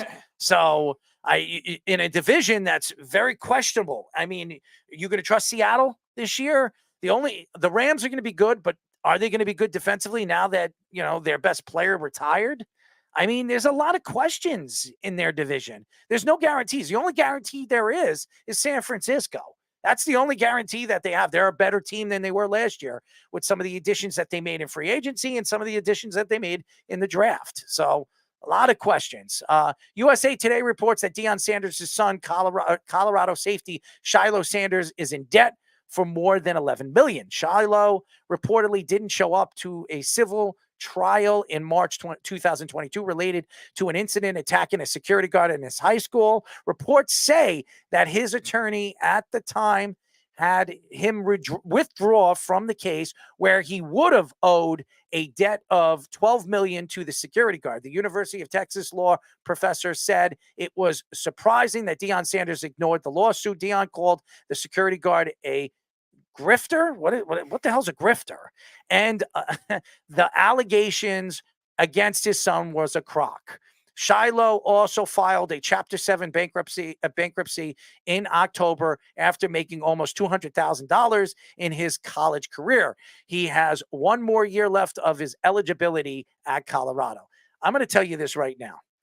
The fact that Deion Sanders didn't tell his son taking this bankruptcy is going to cost you. It's going to hurt you. I mean, just think about it this right now. If he's a draft pick, let's say, I don't know what Shilo is. Let's say he's a 3rd-round draft pick. He gets drafted in the 3rd round next year. Okay? He's going to be drafted in the same year his brother is going to be drafted. His brother is destined to be a 1st-round draft pick, but I think is a second-round draft pick. But Shilo is a 3rd, 4th round safety, probably if he has a good season. You're getting a lot of money. I don't know what the signing bonus is going to be, but if you're making over $2-3 million signing with one of those teams that are going to draft you, how the hell are you going to be able to put that in a bank? You can't put it in your own name. You can't. You can't do that. So how does that work? How are they going to do that? Is he going to put it in? Are they going to write a check to his father? Are they going to write a check to his brother that's going to hold it in his account? I don't know. Because when you claim bankruptcy, you got to protect yourself. You can't show that you have money. If you show that you have money, they're going to take it from you. Yep. So it doesn't make sense. I don't understand. And that goes to Deion Sanders. Why would Deion Sanders, knowing that his son could be a draft pick, could be drafted in the NFL because of his name and because of his talent, know that maybe Deion should have stepped in and say, listen, I'll negotiate a deal. I'll give you $2 million. Deion has that money. Deion I don't know what Colorado is paying him, but Colorado was paying him like $4 or $5 million a year. Oh, yeah. You don't think that he could dip into his pocket and give $2 million to his son so he could pay off a security guard that he beat the hell out of? I mean, honestly, You're a young man. You're 17, 18, whatever, 19 years old.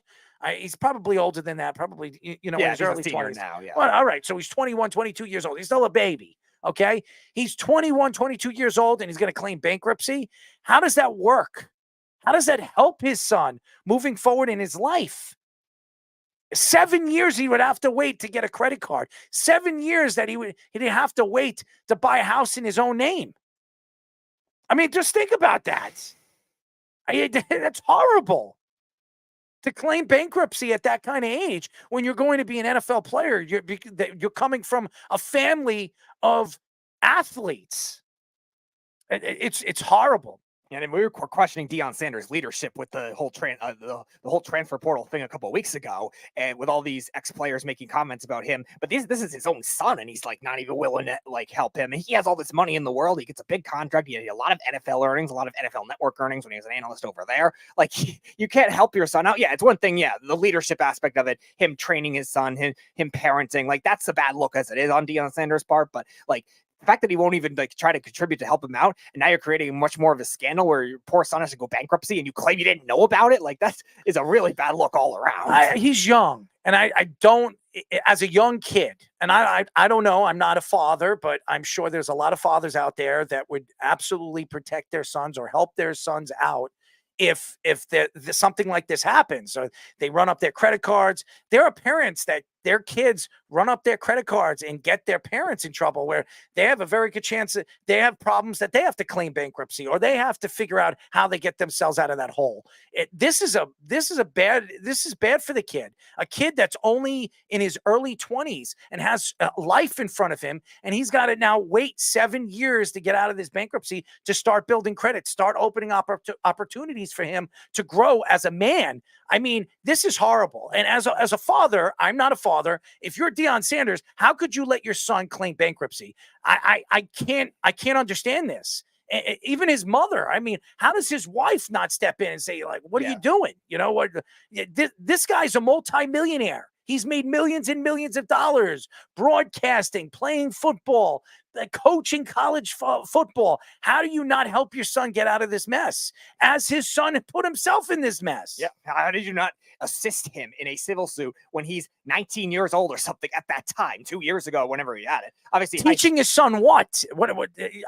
I'm reading what you're saying, Snug. What are you teaching your son? No, that's a bad way to teach him. If you're just going to say, oh, we're going to just throw you into the civil suits. Like, why are you not helping him? Why are you not mentoring him better for this kind of thing? Like, it's bad enough when you're already seeing these. I agree with you, Jeff. I agree with you. Yeah. Him claiming bankruptcy, it holds away the accountability for what he's done. 100%. I agree with you 110%. But here's the thing. Why didn't Deion Sanders step in there and say, listen, I'm going to help you out. You're going to pay me back. You're going to be, one way or another, you're probably going to be a professional athlete. If you make that money back, you pay me back in increments. Right. That's what you're going to do. I mean, he could have negotiated something. He could have stood over there at that trial, there wasn't a trial, but that's why why he has to owe this guy, because he never showed up there. But who's to blame that? Blame from that? His father. Mm-hmm. His father should have pushed him there. You're going to go to that. You're going to go to that court case, and you're going to take care of this like a man. Yeah, Keith, you're saying he's teaching his son accountability, but like, still, why would you put your son in debt like that when you know that was probably the wrong situation to put him into at 19 years old? Keith, you wouldn't do that with your own son. Stop it, Keith. Stop it. Don't get me started. Trying to teach your son accountability? Why don't you do that with Brandon? Why don't you do that with him? You're going to teach him accountability? These guys don't learn that. They're not going to learn by putting them in a hole for the next 7 years. That's not going to help them learn. But again, Keith, you're saying your son put himself in debt. We understand that, but that still doesn't. You should have, yes, but you didn't. Yeah, because you're a good father. Mm-hmm. But that doesn't account for the fact that Deion Sanders couldn't have done things differently, parenting him, mentoring him as, like Errol was saying, not just as a football player, but as a guy, as a high school kid, and then as a college kid. You're growing into maturity, and you're doing things like this, attacking a security guard and not learning from that kind of thing. And now you're having him not show up to a civil case. You're throwing him into the fire, essentially. First of all, Jeff, you don't know Keith's son. He was a good friend of mine, and you're wrong. I mean, his son has done even worse things, not to security guards. So I don't know what you're talking about. I think assaulting a security guard was probably half of what Brandon has done bad. So it's not even, to me, what Brandon has done over the years has been much, much worse than assaulting a security guard. So I disagree. That's just my opinion. So this is a horrible story. I disagree with Deion Sanders. I disagree with him. I think that you're a father, you're a multimillionaire, you're a guy that looks up to your sons. You speak so highly of your sons and how great they are. And you treat, you have all these guys looking at you as a father figure.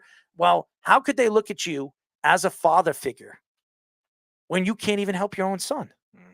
So that's free Brandon. It's Brendan, first of all. And second of all, you don't want to free Brendan. And for you to say that, I'm sure you're going to piss Keith off. So you don't want to get into that. So please don't instigate that kind of thing, Jeff. But I want to know what you think, Fish. I mean, obviously this story, you're a football coach. You're not a father yet, but eventually you will be. What would you do if your son was in this situation? I mean, he was 15. You know what I mean? When this happened, when he owed the $11.8 million, if they didn't go to court, Deion Sanders could get lawyers to make sure that if they paid a little bit of money in the front end, they wouldn't have paid 11.8. The settlement would have been a lot less. And then it would have been something, if I had that kind of money, it just would have went away for the kid. And then you don't ruin his credit score for the rest of his life. I mean, I teach economics. This is a terrible thing to do to a kid, is to ruin their credit when they're just getting out of college. If he's a mid-round to late-round pick and only has, the career average of a 3-year career in the NFL, he's not going to make more than $11 million. So what are you really trying to accomplish here? You're not teaching him a lesson. Admit it. You're just trying to skate out and not pay this guy who your son broke his neck, and then you just avoided all responsibility. They never showed up to court. They say that they moved, they didn't get the mail. That's also on you. You have to change your address.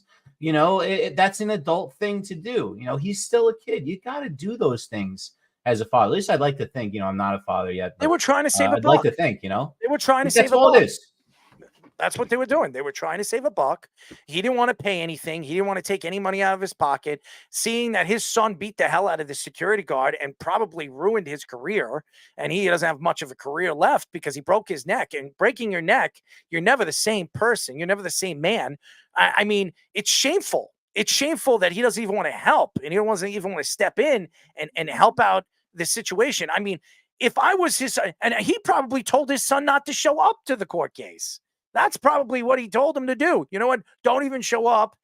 We're not going to pay it anyways. And that's the problem right over here. That's not showing him. It's not teaching him how to be a man. He's all about teaching these kids how to be a man. Okay. He goes out there when he took over Colorado, the first thing he said at his press conference is, I want to teach these guys how to turn into men. They're boys into men. How are you going to teach these guys? How are you as a player going to trust him if he's not even going to stand up and say, listen, you're going to take accountability for this. I'm going to help you and you're going to pay me back. That's the facts. And he didn't do that. And to me, it shows how bad or how inconsistent he is on what he says to the fans, what he says to the team, and what he says to his own family. And it shows you that you can't trust him as a coach. You can't trust him as a man. Yeah, and again, the leadership aspect of it in many different age groups as well. Like this is different phases of his life, Shiloh's life, essentially. I think, like you were saying, Fish, like he's in high school, they're going to make dumb decisions as it is initially, but I'm just like Deion Sanders forced that on the security guard, but the aftermath of it too, like discipline comes in many different phases, and they could have done it in so many different ways. It said this looks really cowardly on Deion's part, and it looks bad on his son's part as well, not going to the case, like him making the decisions he made. But like, you have to be better as a person if you want to be able to lead a football team, and you want to be able to lead two sons who play the game, and just as sons, as a father too. Like it just really looks bad. You know what? I think Keith and Jeff should just hang out with one another because they agree with everything they say. And we brought up the Chiefs situation with Rashee Rice. We've brought up that story with Rashee Rice. How about we could talk about the defensive lineman. I think it was the defensive lineman that was caught with animal abuse. We can mention that, but we don't know the full story yet. all we know is he was arrested because of animal cruelty. We don't know how bad the animal cruelty was. All right, we understand, Jeff. We know the story, but we don't know the whole story. So what are we going to get into? We do know all about the Deion Sanders situation. The story is out. It's already out there. He is claiming bankruptcy. We don't know the full story behind this. And until we get the full story, we're not going to talk about it. It's not, I don't know if it's as bad as Michael Vick. I haven't heard that he's killing and killing dogs and burying them in his backyard. I haven't read anything of that magnitude. But if it is as bad as what Michael Vick, he should be going to jail. So I'm just saying. That. But yeah, it looks like he just says allegedly mistreated 2 dogs. Isaiah Bugs is the guy's name. Yes. Bugs, yeah. It came out today. The story came out today. We don't know how bad in depth it was. It looks like he just said he didn't kill anything. Yeah, it looks like he said two misdemeanor warrants. It was a gray and white pit bull, and a black Rottweiler, but no access to food or water. But it doesn't look like they said it killed him. No, again, it's bad. He will probably be fined. The NFL probably suspend him, but he didn't kill dogs like Michael Vick did. And until we know the full story, why are we going to get into it and talk about it? We don't know the full story. It came out today. The story broke today. I saw the story. It popped up, and I said to myself, we need more in depth to know the story so we can talk about it. So that's why we never spoke about it. If it comes out next week and we get more, we will speak about it. Yeah. But again, the Shilo Sanders, that's a story, and it shows you that Deion Sanders doesn't have control of his own family. Then again, his own team. So if I was a fan of Colorado, I wouldn't look at this coming season as a season now, oh, we're going to break through. We're going to break out this year. Because if I was a player on that team and on that roster, would I believe to trust Deion Sanders with my background, my career, if he's not even going to stick up and stand up for his son at the age of 15? Jeff, I'm not saying that I'm defending him for not killing the dogs. I'm not saying I'm all for animal abuse. No, it's horrible what he did, but that doesn't mean we don't know the story. So why are we going to speak about it? Yeah, right. We're just judging based on what I just read now. I didn't see the story before that. We're talking about an economic scam that Deion and his son is trying to put on this security guard. It has nothing to do with these other stories, Jeff. Like, it's just tiresome. Just pay attention to what we're talking about and comment on that. We'll talk about that next week, probably. You know what, Fish, you know what it is Jeff just tries to find something to argue about or throw our arguments under the rug. That's what he tries to do. He doesn't want to sit here and listen and agree with anything. He just finds something that he can attack from what we say because he wants to make himself right. But you want to know something? If he called the show, why don't you call the show, Jeff? And let's have a trivia contest, because you don't have the balls to have a trivia contest with me, because I will burn a hole in you know what. In your you know what. You're just a pain in the rear end who just wants to open up his mouth and attack everything that we say.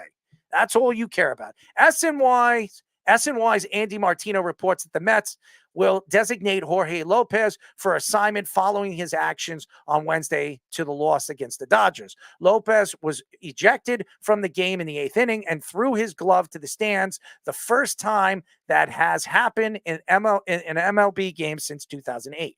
Lopez called the Mets the worst effing team in the MLB and that he doesn't regret anything he did. The Mets allowed 6 runs in 8 innings in the game and now have the most losses when leading after 7 innings this season. Sources say that Lopez said he did meet with David Stearns and Carlos Mendoza before his media rant. The Mets also placed Edwin Diaz on the IL and lost Pete Alonso to a left knee injury. By the way, no breaks, as the MRI came out today and came back today. Among 12 incidents of players throwing gloves in the stands in the last 25 years, the Mets pitchers have been involved in 3 of them. So I don't know much about Jorge Lopez. I don't know much about him. I do know the Mets are one of the worst teams in the MLB. We all knew this was going to happen. Some guys thought that they were going to win 85 games. I thought that the Mets were going to win, if I'm not mistaken, between 78 and 80. That's where I thought that the Mets were going to win. I listened to a lot of Met fans before the season started. They were questioning because they lost Senga for a significant amount of time. Still hasn't come back. I don't think you might not even see him this year. Why bring him back when the season's just at loss? Okay. Quintana was their best pitcher going into the season. Their pitching staff has been one of the worst in baseball. Their rotation is arguably, I think it's ranked 32nd in almost every single statistic. I mean, they haven't had a number one pitcher since Jacob deGrom and Verlander. You traded them away for pieces. Those pieces are still have not been called up. Pete Alonso is a guy that you decided not to extend this offseason because you're going to go heavily after Juan Soto in the offseason. There's a lot of questions with the New York Mets. There's a lot of questions. And a lot of people are attacking Mendoza. He was the wrong guy to hire. It's not Mendoza's fault that the Mets are playing bad. They have no talent. Right. And Francisco Lindor, say whatever you want, is an overpaid shortstop that is not the same player he was when he left Cleveland. He played in an easy division. Cleveland, and I've been saying this over and over and over again. When the Mets brought him in and they traded for him, you brought him from a division that was one of the worst in baseball. Now, does that mean that Francisco Lindor is a bad player? No, it doesn't. Does that mean that Francisco Lindor hasn't been a good player for the Mets? No, it doesn't. But now Francisco Lindor is what, 30 years old now, 29, 30 years old. He's getting up there. He's hitting that age group where what do you have? 3 years left of top end baseball, and you still are under contract for the next 7 to 6 years. Look what the Yankees are dealing with Giancarlo Stanton. Look what the Yankees are dealing with him right now. He has what, 11 home runs right now, 12 home runs. Great. His batting average has been down since he's come to the Yankees. He hasn't won an MVP. When he came to the Yankees, he was the MVP award winner for the National League. He hasn't even come close to an MVP. I think the most games he's played with the Yankees is 120 since he's been a Yankee. I mean, he's been a shell of what he was when he came from the Marlins. You look at this team and this roster, what really stands out? You gave Marte a big contract when you brought him here. Marte's been a bust. He's been a bust. Nimmo, who had a really good season last year, was an all-star last year. He's a shell of what he was last year. You overpaid Nimmo, Brandon Nimmo. You gave him an extension. He was fantastic last year as a defensive player. I thought he should have won a Gold Glove out in the outfield last year. But he's not been the same player in the outfield this year. He can't stay on the field. And by the way, this Mets team can't stay healthy. And right now, I agree with Jorge Lopez. I don't know if I would have went out there and threw myself under the bus saying this is the worst effing team in the MLB. That made him look really, really bad. I don't think any team is going to bring him to the league anymore. I don't think he has a baseball career after opening his big mouth like that. But what I will say is he's not lying. This roster's horrible. This team's horrible. And I'm going to tell you this for all you Met fans out there. If you think Juan Soto is going to fix this, you're sadly mistaken. You want to pay him $750, $800 million to come here to New York and fill in some of the holes that you have? It's not going to win you a championship. The fact that Juan Soto is helping the Yankees roster was stacked already. Their offense was stacked already. They were good already. They were a playoff contending team. The Mets were not. Yeah. They were not. Their pitching staff is the worst in baseball. The Yankees have the number one pitching staff in baseball in ERA and WHIP.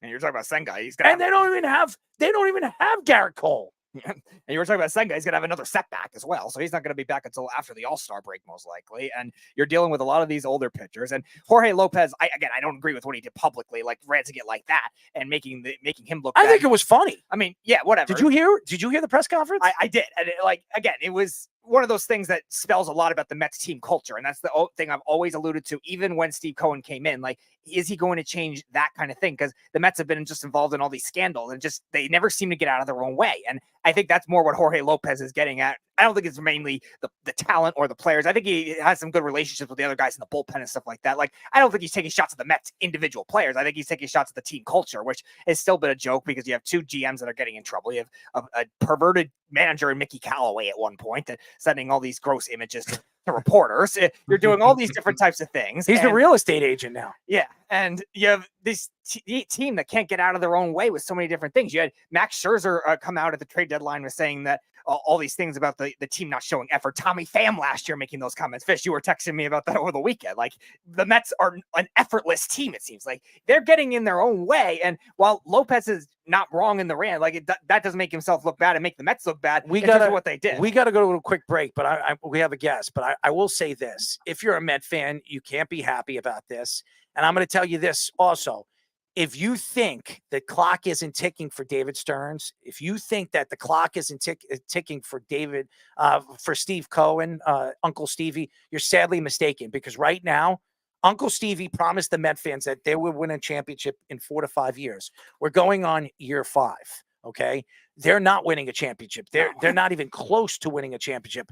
But if you look at what Steve Cohen has spent over the last 3 years as the owner, even taking a break on not spending a lot of money this offseason, over $1.5 billion. And what has it brought him? 1 playoff run. That's it.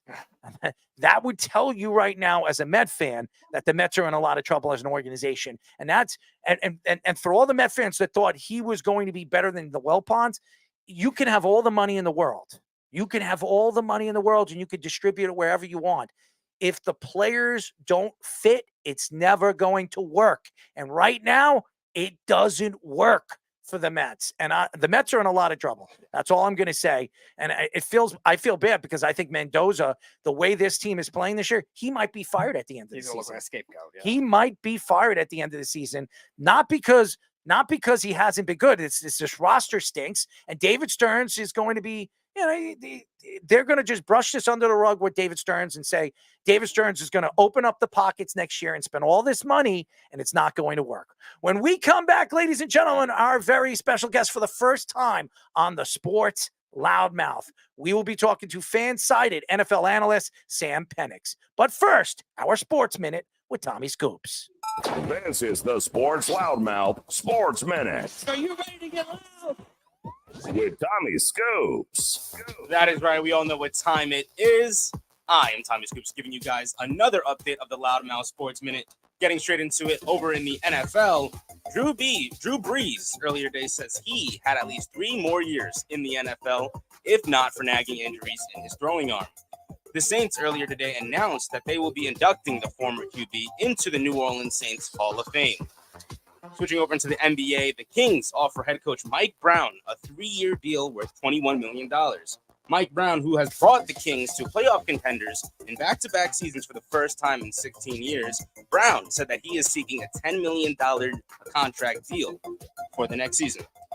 And lastly, the Warriors have reportedly met with former head coach Darvin Ham. The former Lakers head coach is in talks with the possible coaching position on Steve Kerr's new staff.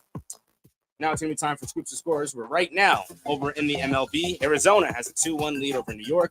Detroit has a 2-0 lead over Boston, with Washington having a 3-1 lead over Atlanta. Florida and New York Rangers over in the NHL are currently tied at 0 apiece, with right now over in the second quarter, the Dallas Mavericks have a 42-22 lead over the Timberwolves. That is currently all the time I have for you guys right now. I'm going to kick it back to the boys for their next guest, Sam Penix on the Sports Loudmouth. This is the Sports Loudmouth.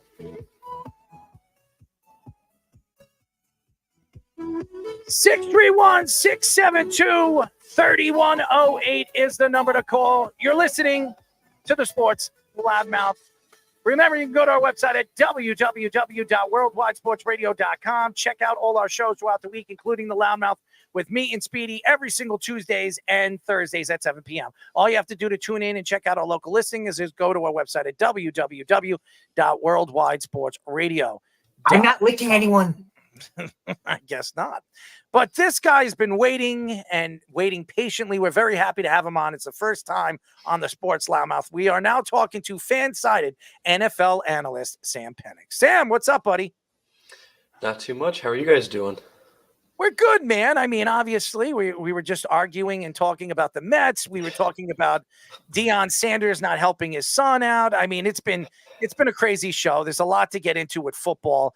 And obviously, you're an analyst. So why don't we get into it? Because I know sitting here today, you're wondering, hey, you know what? I look at the NFL drafts and it really stuck out to me. Why? And I I want to know what stood out to you more than anything in this year's NFL draft. I think the biggest thing is the league is desperate for quarterbacks, right? I mean, we knew there were the big three of Caleb Williams, Drake May, and Jane Daniels. We expected those guys to go 1, 2, 3. But I don't think really anyone had Michael Penix Jr. going 8th overall to the Falcons, and then Bo Nix follows him not too long after to the Broncos. So I think most people, most consensus thought had those two guys somewhere in the 2nd or 3rd round. But obviously a couple teams felt much differently about those guys.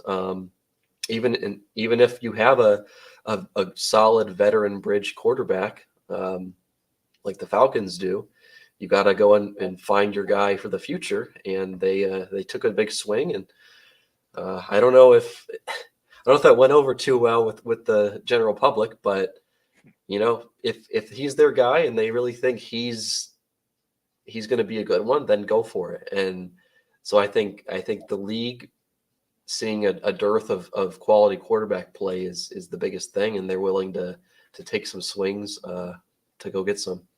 So would you have done those decisions if you were the Falcons and the Broncos in those situations? Obviously, the Falcons, we heard that they didn't tell Kirk Cousins allegedly, so that made it look even worse. And the Broncos with Bo Nix, a lot of people thought were going to fall in the 2nd round. Would you have done that if you were the GMs of those teams? I personally would not have. I would have been more than comfortable taking one of the blue chip players on the board at number 8 and, waiting to get a Spencer Rattler later on in the draft, like the Saints did in the 5th round. And the same for Nix. I didn't personally feel like those two guys were that high on my board, but obviously the teams felt differently. And as long as they actually felt like those guys were good enough to go that high, and they weren't just reaching for positional value there, then I can't really blame them for taking that swing. And only time will tell, how effective those selections were. We are talking to fan-sided NFL analyst Sam Penix. The tight end position has really grown in the NFL, changed everything, opened up different doors for so many players. Travis Kelce being one of them, George Kittle, Laporta. Sam Laporta is going to be a star for many, many years to come. I think he's the up-and-coming, big-time tight end in the NFL after what he did last year, especially in the playoffs with the Lions. When you look at this year's draft, everybody was speaking about Brock Purdy and how good he is, how great he is, that he could have been drafted in the top 10. I was so happy that the Jets did not draft him at 10, but he fell to the Raiders, and I didn't understand this after drafting Mayer last year in the 2nd round. It didn't make any sense. Now you have 2 tight ends, 2 elite tight ends that could turn out to be good, and it did work with the New England Patriots. Do you believe this is going to work with no quarterback? Well, the quarterback is that's the key in this whole thing. As far as fit goes, I thought Bowers was a really, really talented player. If you're drafting him and you're expecting him to play the prototypical tight end role, I think you're going to be disappointed because that's just not the guy he is. He doesn't have the size or the blocking ability to be that.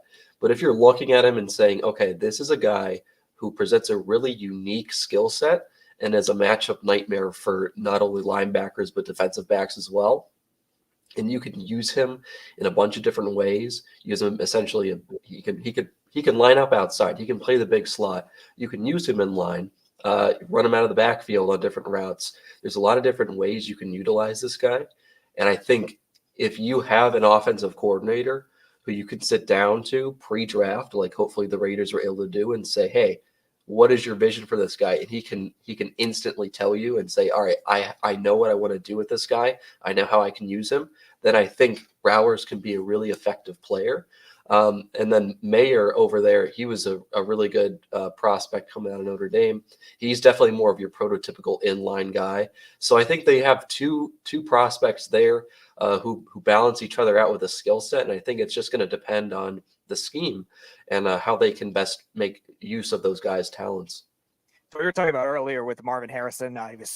He was suing Fanatics and the distractions with his father so far. Arizona taking him in number 4 and already seeing a lot of this off the field drama, which I predicted, by the way. Would you have done it with the talent that he is? He's the best receiver prospect allegedly since Julio Jones, or would you have gone a different direction with somebody like Malik Neighbors? I would have just taken Harrison. I got to watch him for 3 years being a Buckeyes fan, so I know firsthand the type of talent he is. He's a sensational player. There are some distractions there. We'll see what kind of things that develops into. Right now, it's some weird things, that players didn't really have to deal with, a few years back before the NIL revolution. So we'll see what ends up coming out of this situation with Harrison. But I think once the season rolls around, like he did at Ohio State, he's going to bear down and focus and prove that he was worth that selection. Sam, we're here in New York, and obviously the New York Giants are going to be on Hard Knocks this year. We saw the Jets last year, and we saw what happened to Aaron Rodgers after 4 plays. Everybody would thought, hey, the Jets are going to the Super Bowl. They're going to compete against Kansas City. It didn't really work out. After 4 plays, the season was over for the New York Jets because Zach Wilson was their tosser. Now you have the New York Giants. You're going into the offseason. You're wondering who their quarterback is. I feel bad for Daniel Jones because everybody's throwing him to the wolves. Nobody thinks he's any good, but how could he be any good when he doesn't even have a wide receiver to throw to all these years? Finally, they draft Malik Neighbors. They brought in Robinson, but it might be too little too late. You look at Hard Knocks right now for the New York Giants. Do you think that this, with the Hard Knocks being here, does this help the Giants being the a first-time team on Hard Knocks? And do you think that this team and this organization is now going to move in the proper direction with a guy like Joe Shane now having his first full draft where he is making all the decisions? Yeah, I don't know that Hard Knocks ever helps a team because I think it's just another distraction. I think different teams can deal with it better than others, but so I would hope they'd be able to, just take it in stride and deal with it as best they could.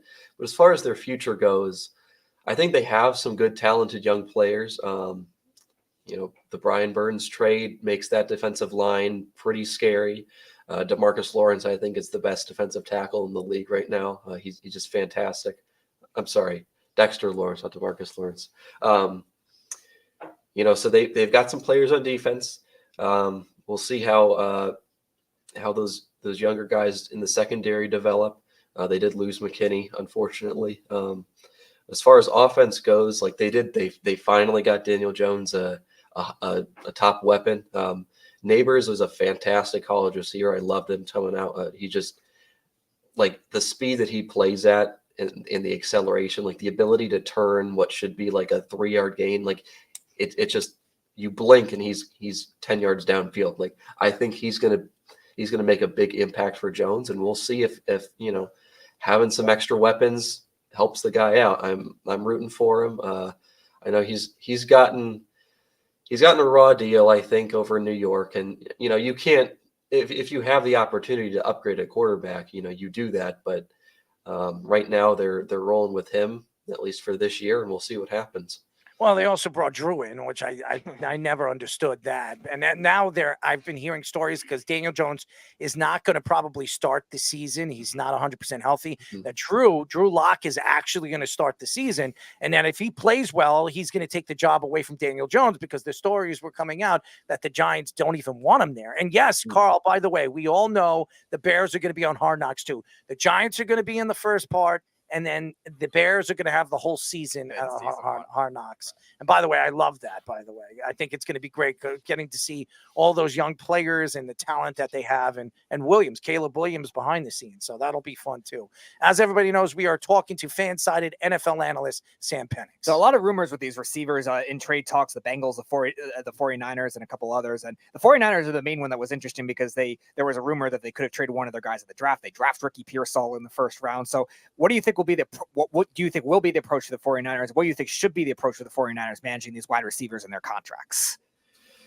The thing about the 49ers is with with Kyle Shanahan, I feel like you have a little bit more flexibility because time and time again he's proven to be able to create a really good offense, even if he doesn't necessarily have elite talent at receiver. They already paid Deebo Samuel.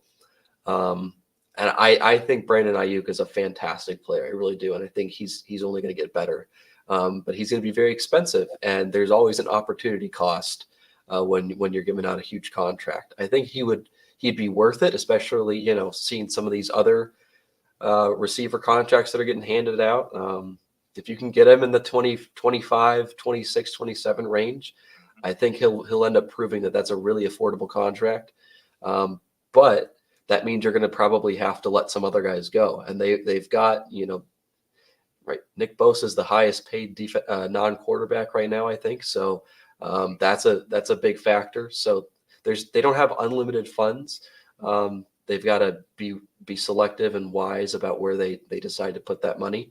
But for the foreseeable future, until he's gone, I think he's just going to continue to really play super well for them and increase his value. And I think that if they decided to move on from him and trade him, I think they'd be able to get a pretty good haul for him. I look at right now the NFL, and there's so many different things that are being implicated into the game. This kickoff rule is so very interesting, how they're trying to make special teams really stand out from all these last couple of years, and they're bringing in the XFL style of game now where you kick up the ball and you can't move off the line until somebody catches the ball or hits the ground. Do you like this rule? Do you think that this is going to open up the game for the NFL? Who does this benefit? What team does this benefit? I think it benefits Kansas City 100% with a guy like Patrick Mahomes, where you could start on the 50-yard line, you could start on the 40-yard line, or you could score like 2 or 3 kick return, touchdowns in a game, the way this works. Yeah, I think it benefits the team that's receiving the ball. Like that's how I feel about it. I'm a fan. I think it'll make things more exciting. I grew up watching Josh Cribbs and Devin Hester, so I'm all for doing anything we can to get more exciting returns into the game. I know that the move has been towards player safety over the past few years, and that's kind of, they've changed some rules on the kickoff, but I think this is going to be a good compromise, and I think it'll be really fun to see how it turns out. I think from the limited XFL exposure I had, it seemed like it was pretty exciting over there. So I think it'll be the same here. So you're an Ohio State fan. Are you a Browns fan as well? I am a Browns fan on hiatus at the moment. Oh, is it as of 2 years ago?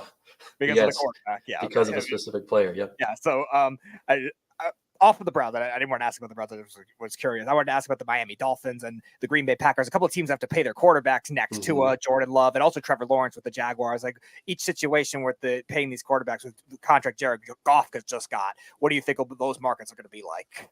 Yeah, those are going to be some really interesting situations to watch, especially because Mike McDaniel was from the Kyle Shanahan tree, and they just seem to make whatever quarterback they have look really good. And I know they sunk a high pick into Tua, and he's played well, but there's also a component of, is he able to do this outside of an ideal situation?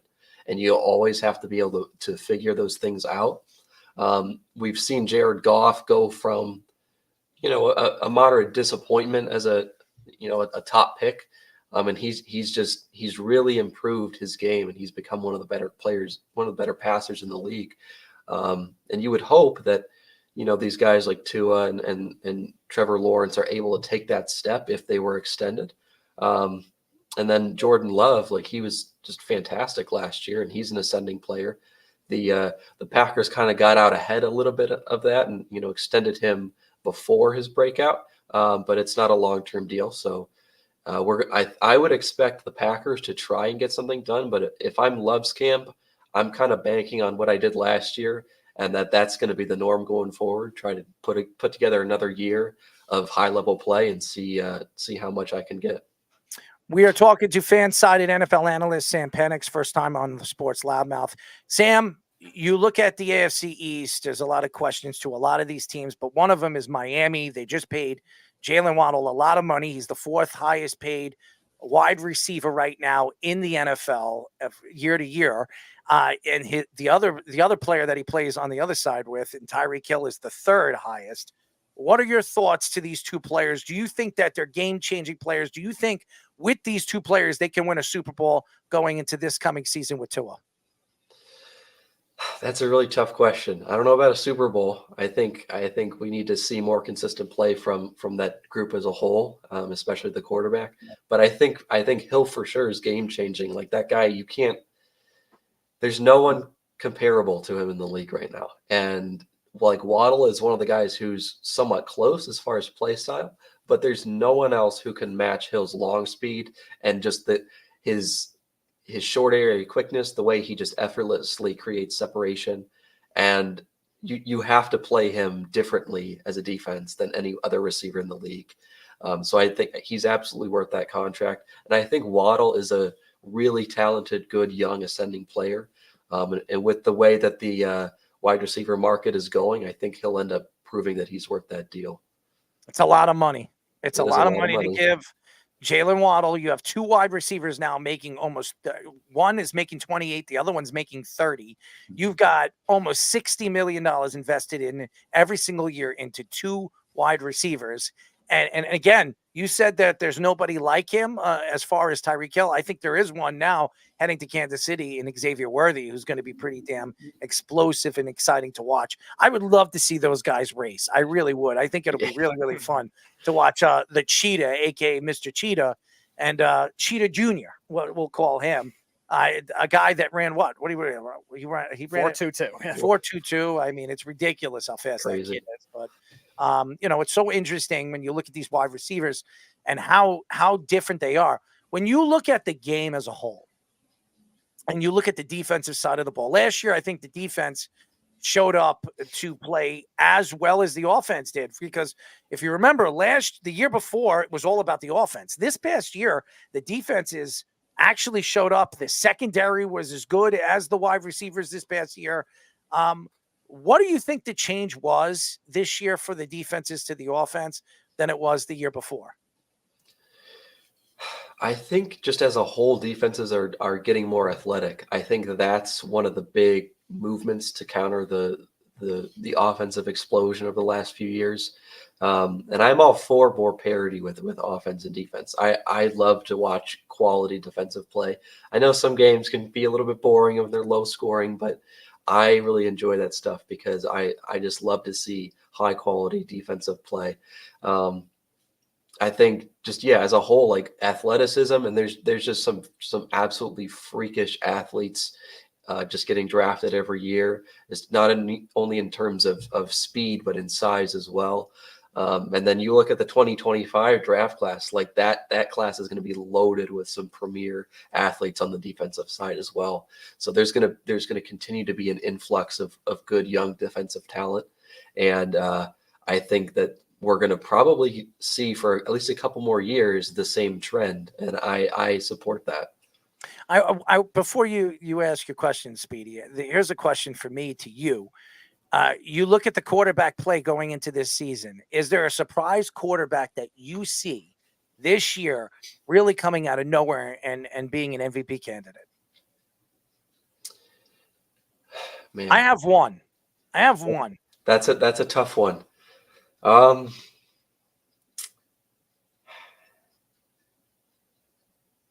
don't know. Just probably Joe Burrow doesn't count. Like, I mean, No, I know because he's expected. He's expected. Yeah. He's expected to be there. But there's one guy that I think this year is going to be fun to watch, explosive, and a guy that a lot of people had doubts last year on. I'll go out on a limb and say Justin Herbert. Okay. That would be some year if he could put it together with losing all the receivers. I think this year, I'm saying this, and I wasn't a big fan of his, but I was very impressed with him in the second half of the season and how impressive he was in the playoffs. And that's Jordan Love. I think Jordan Love this year, bringing in a guy like Jacobs.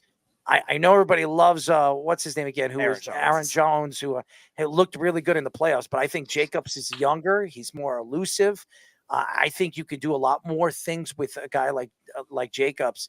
I think they have a bunch of youngsters that are going to be able to go out there and get the ball. And I think he's going to be very explosive and very fun to watch.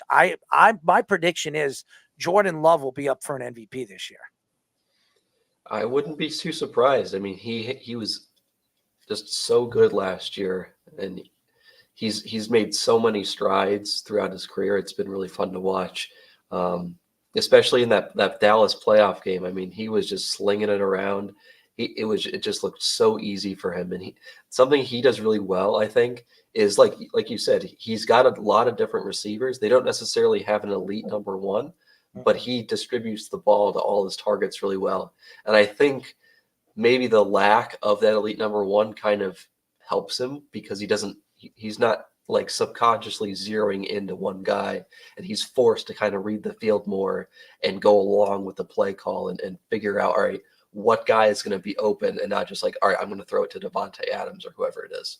And the guy that I think is going to take a step back this year in his sophomore year is CJ Stroud. Everybody, they love this kid. He's the next up and coming thing. He's the next Andrew Luck. And I like CJ Stroud. I think he's a sensational quarterback. I really do. He's what Trevor Lawrence should be. Okay, that's what I think.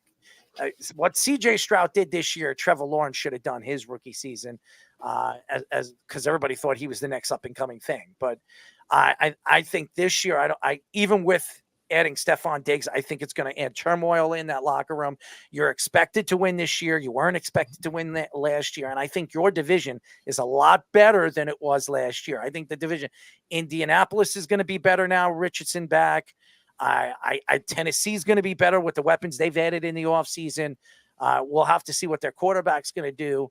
And I do believe Jacksonville is a lot better than people think they are. So I think that division is going to be a very underrated division.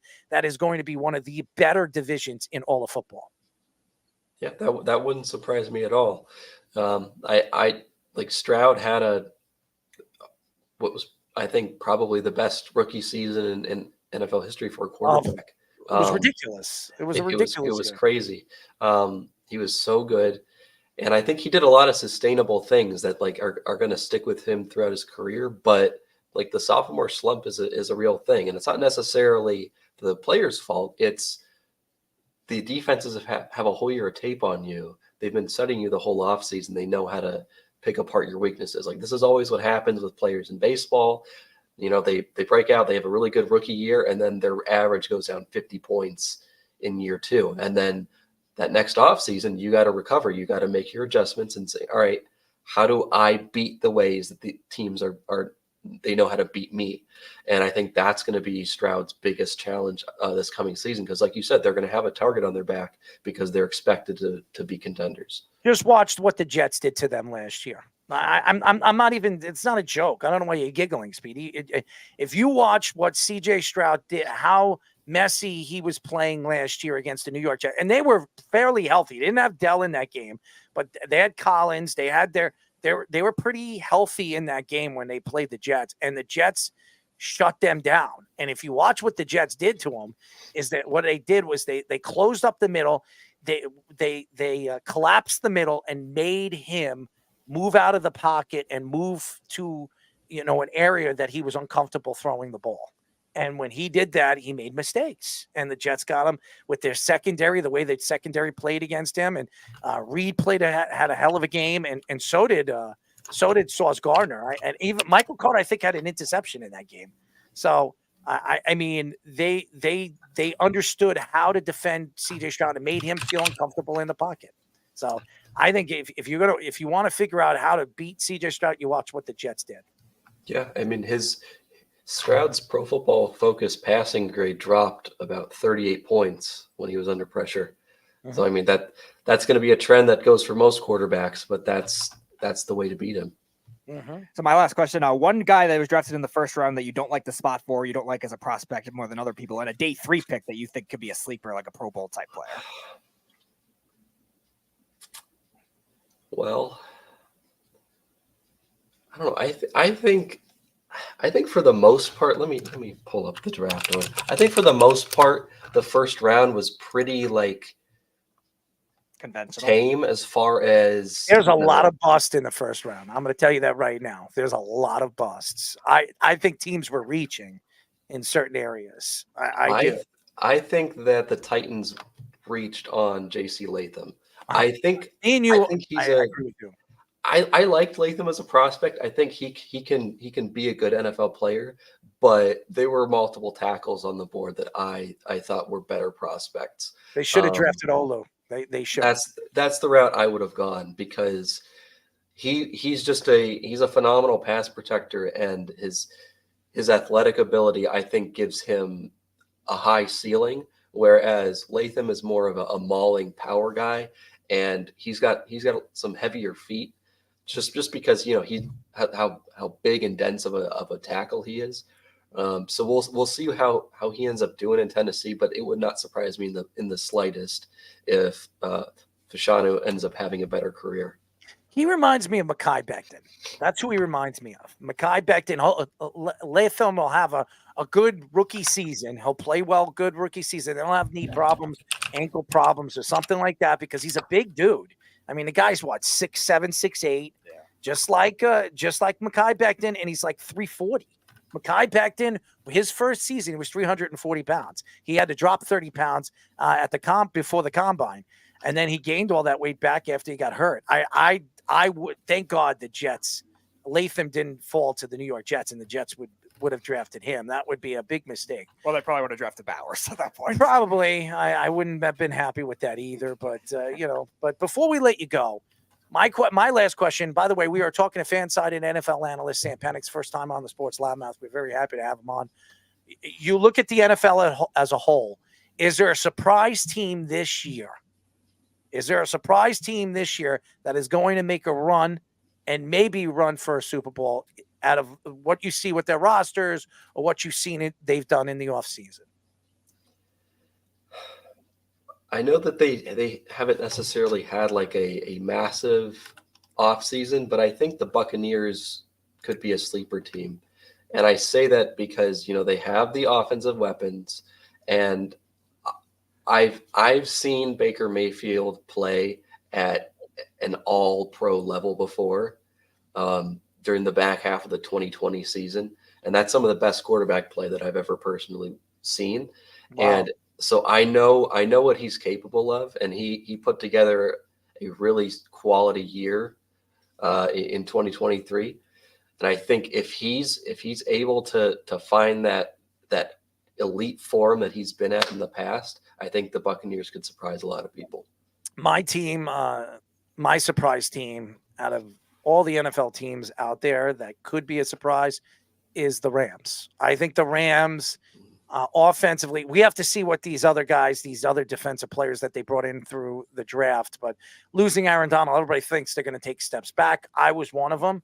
But when you look at this roster, you look at the talent, Williams and the wide receiving core that they have over there with Puka and Cooper Kupp. I mean, if Matthew Stafford could actually stay healthy for 16 or 15 games this season, they're scary good. I mean, offensively, they're as explosive as any team in football, and I know they're going to put up points. And by the way, with this new kickoff rule, it favors, it 100% favors the Kansas City Chiefs without a doubt. When you have a guy like Patrick Mahomes that you can start on the 50, you can start on the 40.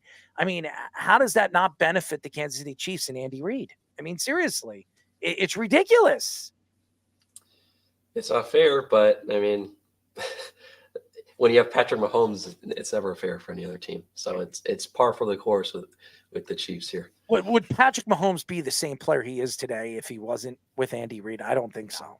I think he's, and I could say this by a lot of quarterbacks. There's one quarterback I would say it didn't matter. It doesn't matter who his coach was. Is Aaron Rodgers. I think Aaron Rodgers would have been good no matter where he went.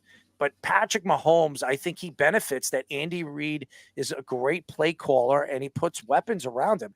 They might not be, superstar weapons, but they fit his scheme and it works. And yes, Patrick Mahomes is sensational. There's no question that he is. But I don't know if he is the same player he is. He might not be the best quarterback. He might still be top 10. He's definitely not the best. If he went to Buffalo, you think he's the same player? Yeah, probably not the best quarterback in the league by far. I mean, Buffalo had a chance to draft him. I They did. mean, they did, but they didn't. They traded him away. And they did the same thing with Xavier Worthy. I think they're going to regret as well. Now both Buffalo players are Bills. gone. Too. It was Tre'Davious White and Tremaine Edmonds. We're now both gone. I don't understand what Buffalo's trying to do. How do you help a team that you can't stand, give them a player of that magnitude in Xavier Worthy, who is going to be so fun to watch in an Andy Reid scheme? I mean, he's going to be so explosive. If he stays healthy. I told my friend he plays in a fantasy league where, what do they call those fantasy leagues? You keep the same team. Dynasty leagues. Dynasty leagues. He has a dynasty league, and he told me, I'm picking third. Who do I draft? And he picked J.J. McCarthy. I said, pick Xavier Worthy, because he said he needed a quarterback. I said, he needed a quarterback, but he got Xavier Worthy in the later first round because he had 2 first-round draft picks. I said, Xavier Worthy, if he stays healthy, as good as this draft class is with wide receivers, with Harrison Jr. and Neighbors and Adunze and Corsley and all these other guys, Corley, this guy is going to be the best wide receiver in the NFL in the next 5 years. And I believe that. I really do believe it. He's going to win. I think he's going to win Offensive Rookie of the Year. That's what I'm not going to be surprised if he wins it. I'm not going to be surprised. Rashee Rice is out. Could be out for the next 8 to 10 games for the stupidity that he's done on the offseason. Who do they have? They have Hollywood Brown. Give me a break. All right. By the way, we're gonna bring Wes in. I think he wants to join this Chiefs discussion. Yeah, I'm always ready to talk some Chiefs. Errol, you're giving my Chiefs way too much credit. Why? I hate the Chiefs. I'm not giving him any credit. I hate them. Hey, Wes, Sam looks like your long-lost brother.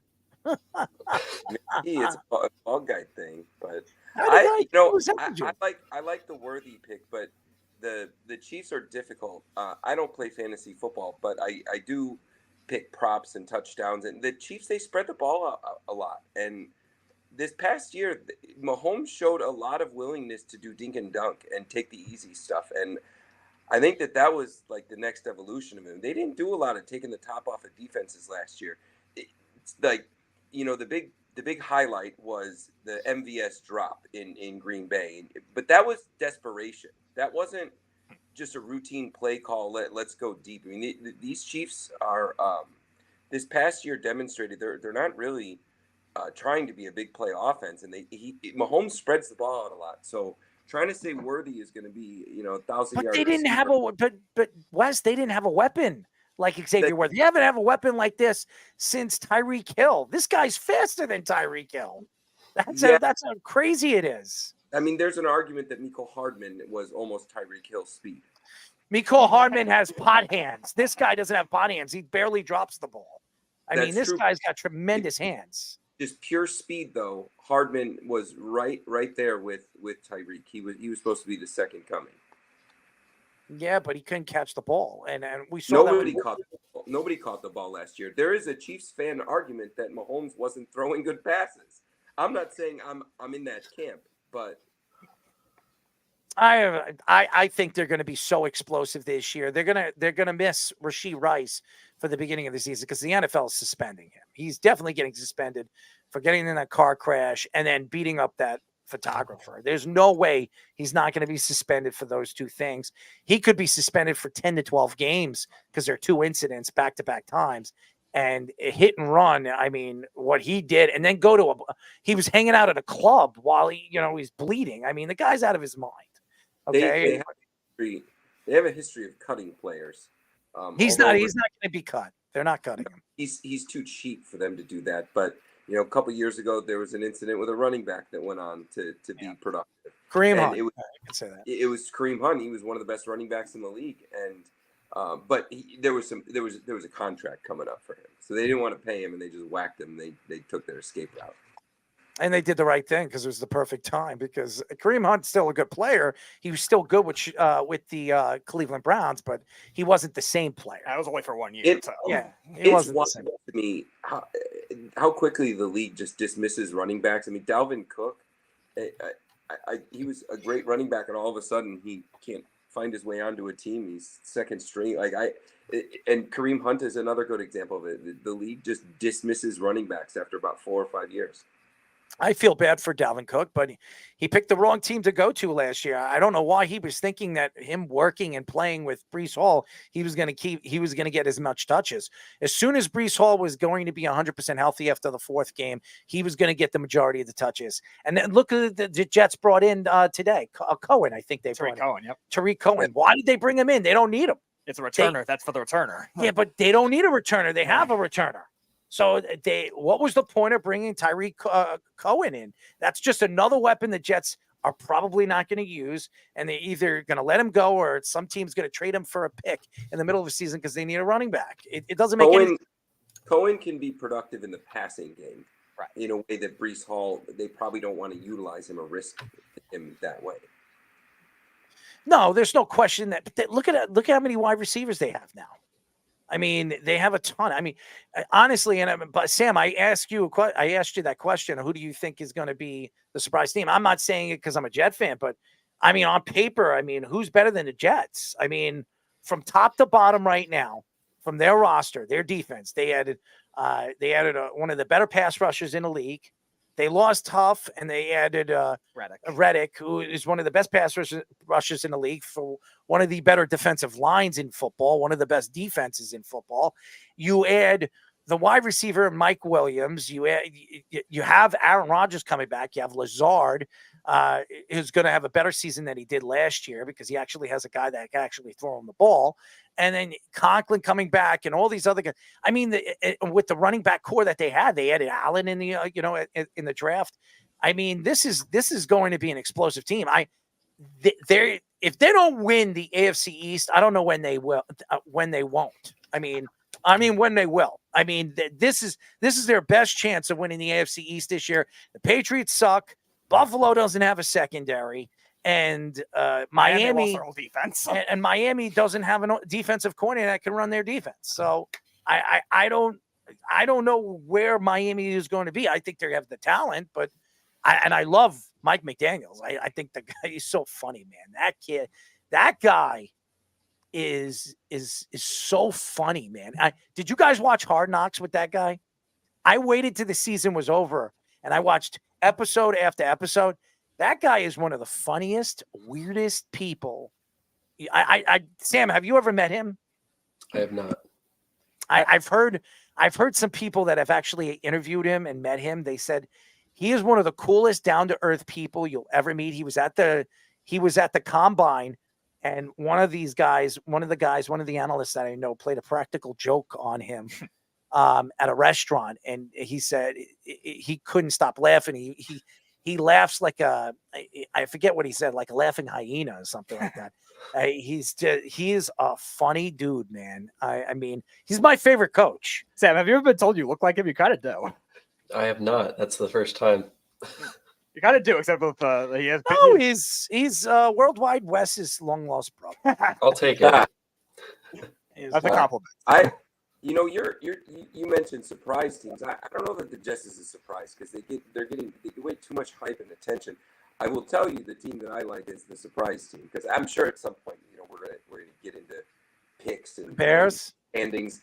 No, that's not a surprise either. The whole world is calling for the Bears at different levels. I mean, Nick Wright, we follow him in Kansas City. He's calling for them to be in the Super Bowl. No, I like the Rams to go to the playoffs and potentially win that division. Let me tell you something. Hold on, Nick Wright. Do not bring up Nick Wright. I just got a chance to do a summit with Nick Wright.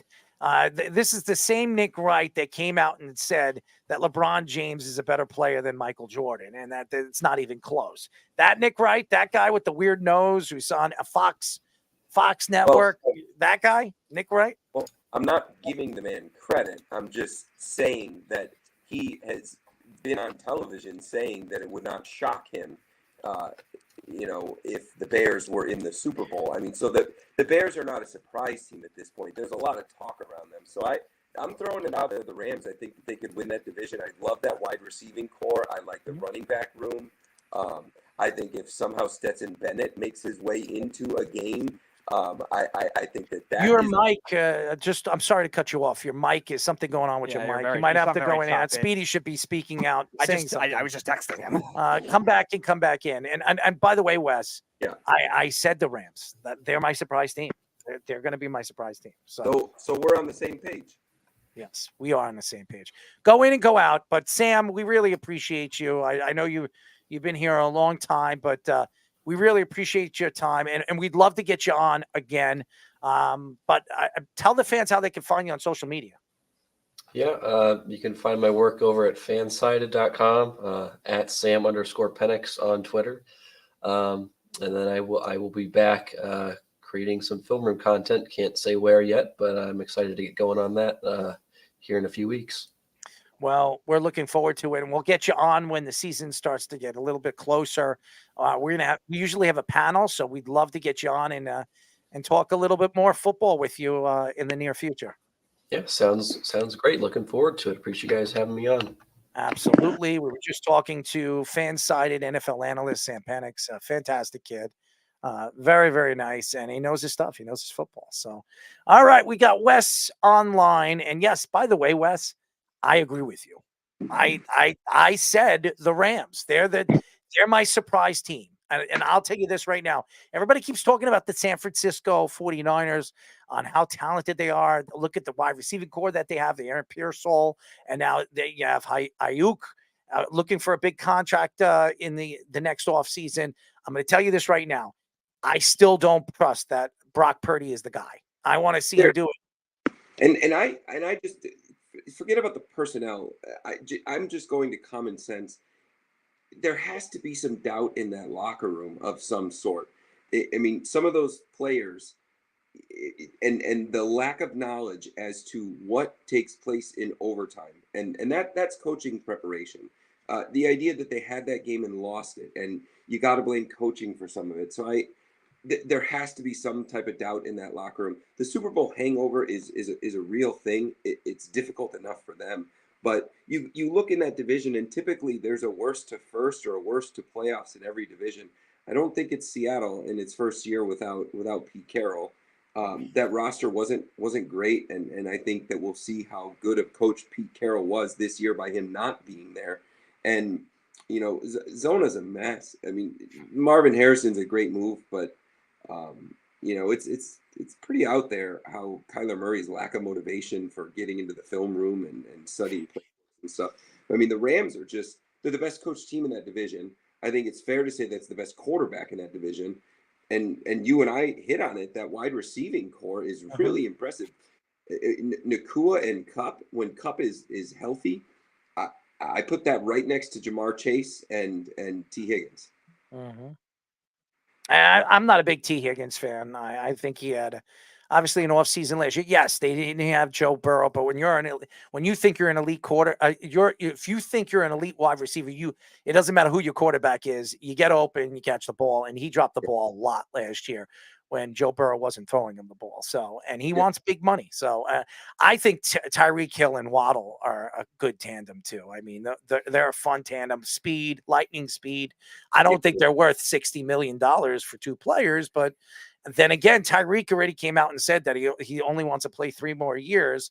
And I think this is when he said that, this is his second to last year. So we'll see what Tyreek Hill does this year. We'll see what the Miami Dolphins do this year.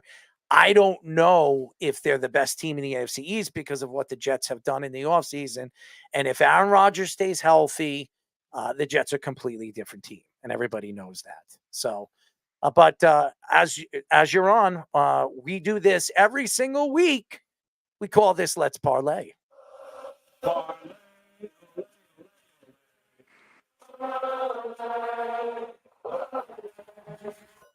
It's time for Let's Parlay.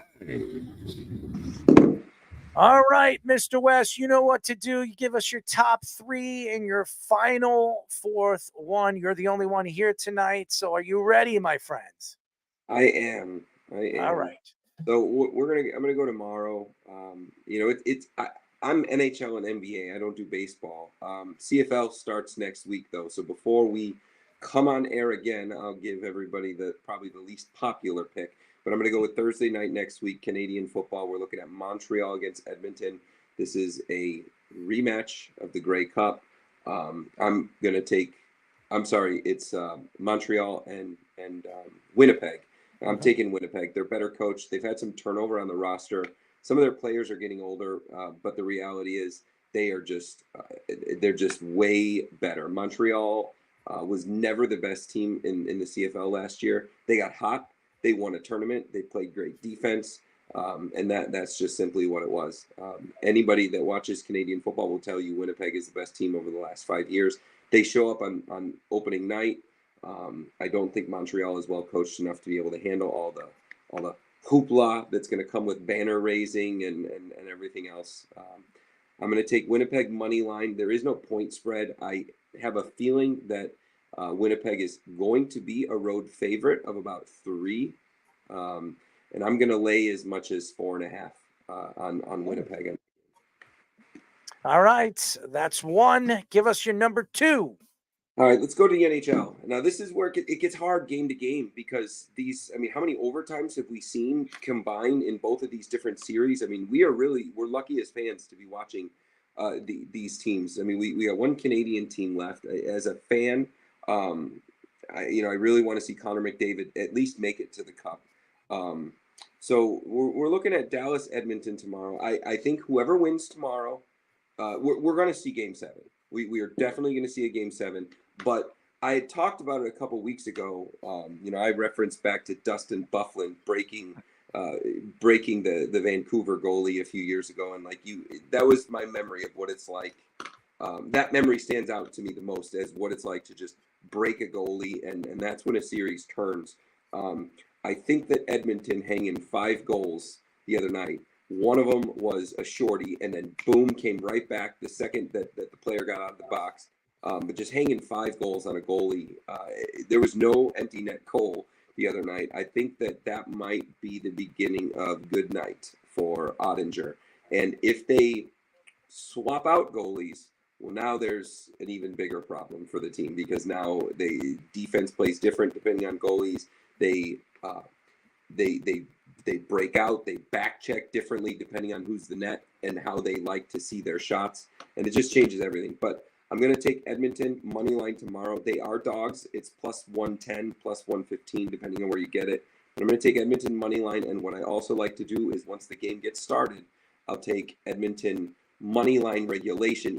And those are really well paying at this point because so many of these games are going into OT. The money line regulation is probably going to be plus 160. So I'm again the 75-25 money line and 25% of that bet will be on the money line regulation. So I'm taking Edmonton, but I think that you can fast forward and just assume that Dallas is going to turn around and tie the series and bring it into a Game 7 right after that. But my pick on this is Edmonton money line. So I have some picks. I'm going to do this quick. The UFC 302 this weekend. I know everybody has Makhachev as the winner. He is the heavy favorite against Dustin Poirier. I'm predicting Poirier to beat Makhachev, who is undefeated champion. I think Poirier knocks him out in the 3rd round. So I think he's going to knock him out. I think he wins the championship and knocks off the undefeated Islam Makhachev. So that is so that's definitely something that you can look at. And also Sean Strickland versus Paulo Costa at the not the main event, the second main event, the first main event from the last main event. Sean Strickland versus Costa. I have Sean Strickland winning that fight. It goes 3 rounds and he wins the fight. So I have Strickland winning and and Poirier winning the 2 main events. So that's what I have. All right, give us your third, my friend. Are we live right now? We're live, yes. So I'm going to actually jump on a live play, and it's plus money. I'm taking the Rangers. I'm taking the Rangers to outright win this game. It's 1-1. It's amazing that the Rangers. It truly the only reason that the Rangers are being outshot in this game because they're committing more penalties, which is very un-Florida Panthers like. They're one of the top penalized teams in the league. What I don't like about what the Rangers are doing, they're having trouble turning their bodies around off the boards and actually getting themselves in shooting position in the attacking zone. Florida's playing really good defense, but they fired 17 shots off this game. I think if they can get another 12 shots in the third period, regardless of quality, they're probably going to whack in a garbage. But I'm going to take the Rangers to close out this game. And then I'm just going to go right into the next pick. I like the Rangers to outright win this series. I like them. If they win this game, they're going to win the very next game and close it out in 6. All right. So those are your 2 picks, or is that's one? That's the third. There's 2 picks right there. I'm going Rangers. All right. All right. So there you go. You know what's so interesting? So we're going with a Rangers Oilers Cup. Rangers Oilers Cup. Interesting.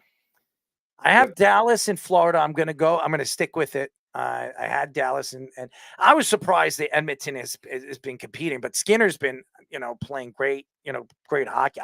I've been very impressed with the way Skinner has played in that, but I don't know if he's going to consistently continue doing that in this series. I think Dallas is the better team. They have the most talent, but the 2 best players in the world are on one roster. So that's the difference there. I had said it with Petey last week. I thought Skinner was probably the weakest or one of the weakest goalies going into this tournament. But the way that he is playing, that gives me confidence with them. I think that Ottinger and Skinner probably are about the same, but Edmonton's ability to score goals so quickly, I think that'll carry them, and that'll hide their goaltending. And if Skinner plays a little bit better than who he is, it'll be weird if it plays out the way I'm saying, and we're looking at a Skinner-Shesterkin Stanley Cup. That's to see Bobrovsky out of it, and just some of the marquee goalies that we've known over the last decade out of it, and see these 2 in it. It's an odd cup. Although Shesterkin is really good. Oh, he's been great. He's been great, and you've been great, and we really appreciate the time as always, Wes. I'll be talking to you this weekend as we're going to be working on some things on our website. Yes, for sure. All right. Have a great night, guys. Always be catching. You too, my friend. Worldwide West, ladies and gentlemen. Let's parlay. Fantastic. Speedy, this is why I tell you to make sure that they come in. He was going in and out, and it was making he said he had to reboot his computer. So all right. So let's bring in Fish and Tommy. We have one more story to get into, and I want to get into the Waddle situation because Waddle is a big story right now for Miami fans.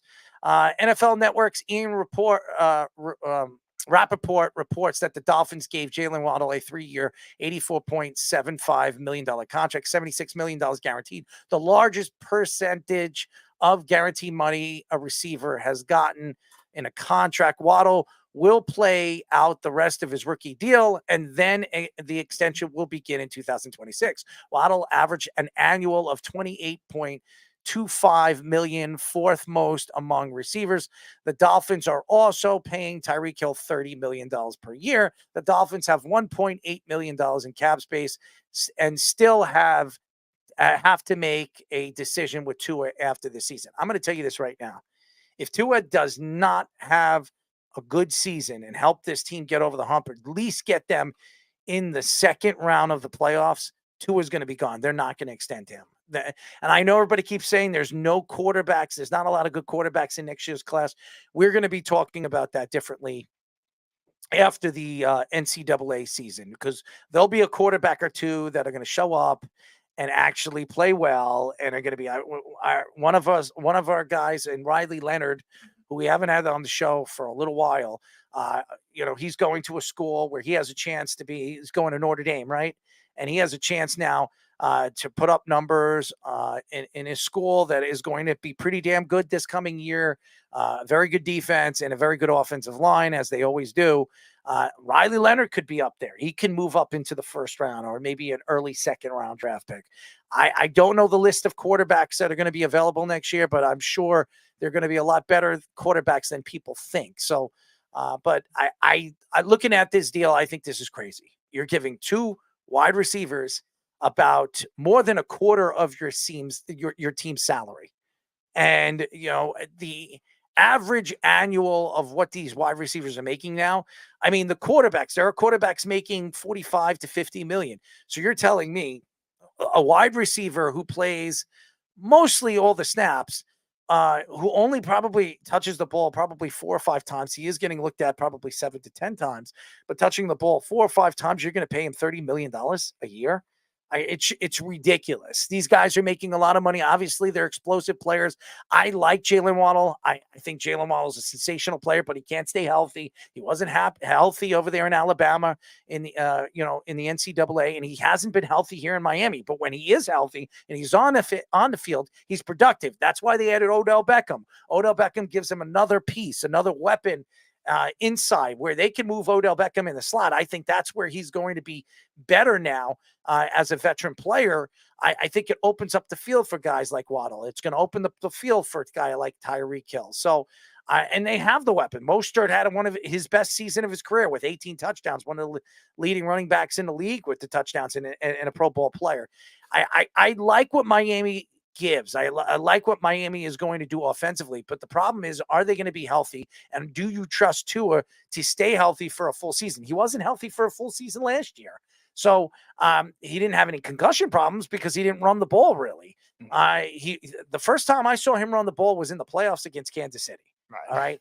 I didn't see him run the ball a lot this year. So what bothers me about this move is you're depending on these wide receivers to show up. And if one of them get hurt, if both of them get hurt, all that money is invested into that when you could have invested into your offensive line, where you could invest it into your defensive line, or you can invest it into your secondary, or some other pieces that you could be using moving forward this year. So there's a lot of questions with the move. I think it's Jaylen Waddle's a sensational player.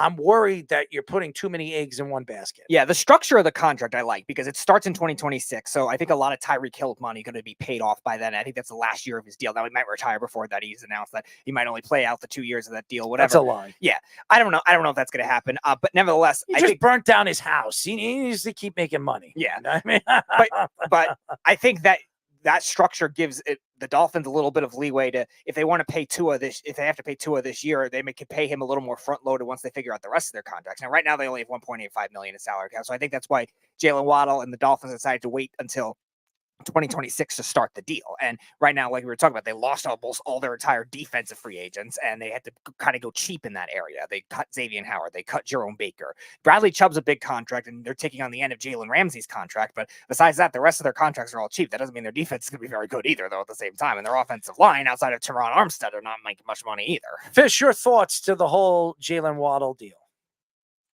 You got to like the deal if you're a fan of the Dolphins, at least for this year, because you're going to have 2 explosive players again. And Waddle was hurt.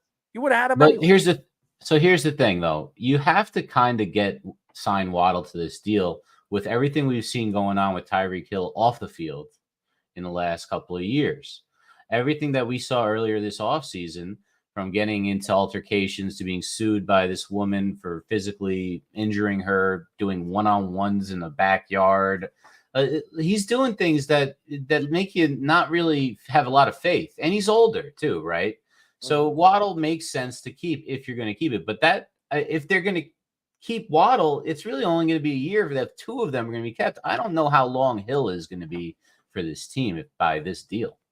That's why I was saying it was going to intersect only in the last year of Hill's deal. So Waddle's extension starts in 26, and that's the last year of Hill's deal. So most of his money will be paid off by then. That doesn't mean that they're not going to extend him. What are you trying to get? You're saying that he's going to retire because he says he's going to retire. But to me, Tyreek Hill is still at the top of his game. Why would he retire?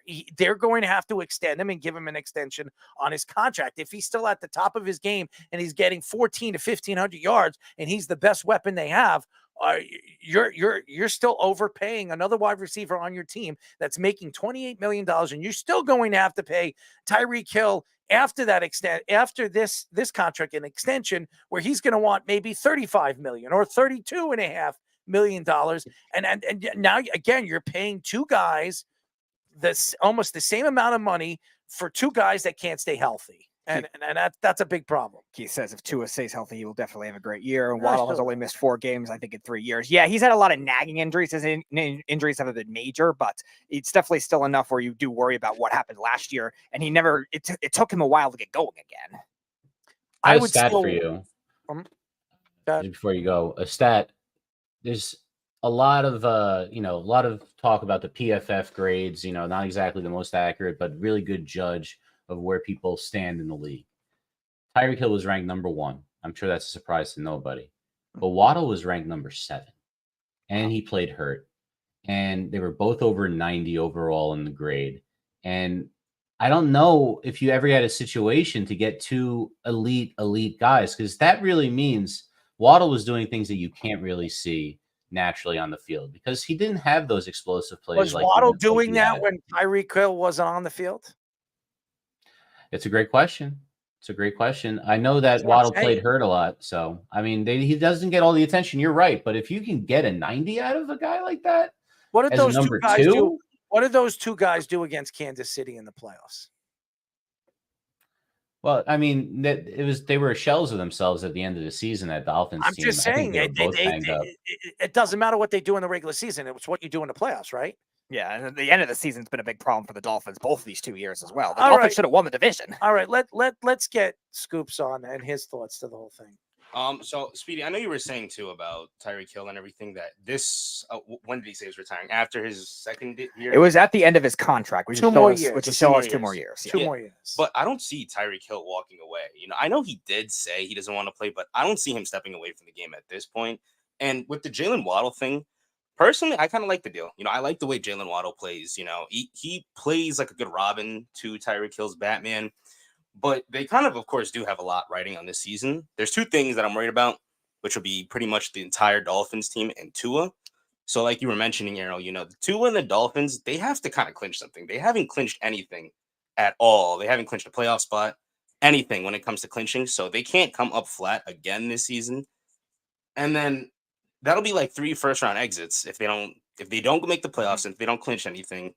And then on top of that, like you were saying, Errol, they could get rid of Tua after this year. They might think that he isn't the one that gets over the hump. Later on down the line, he could possibly get more.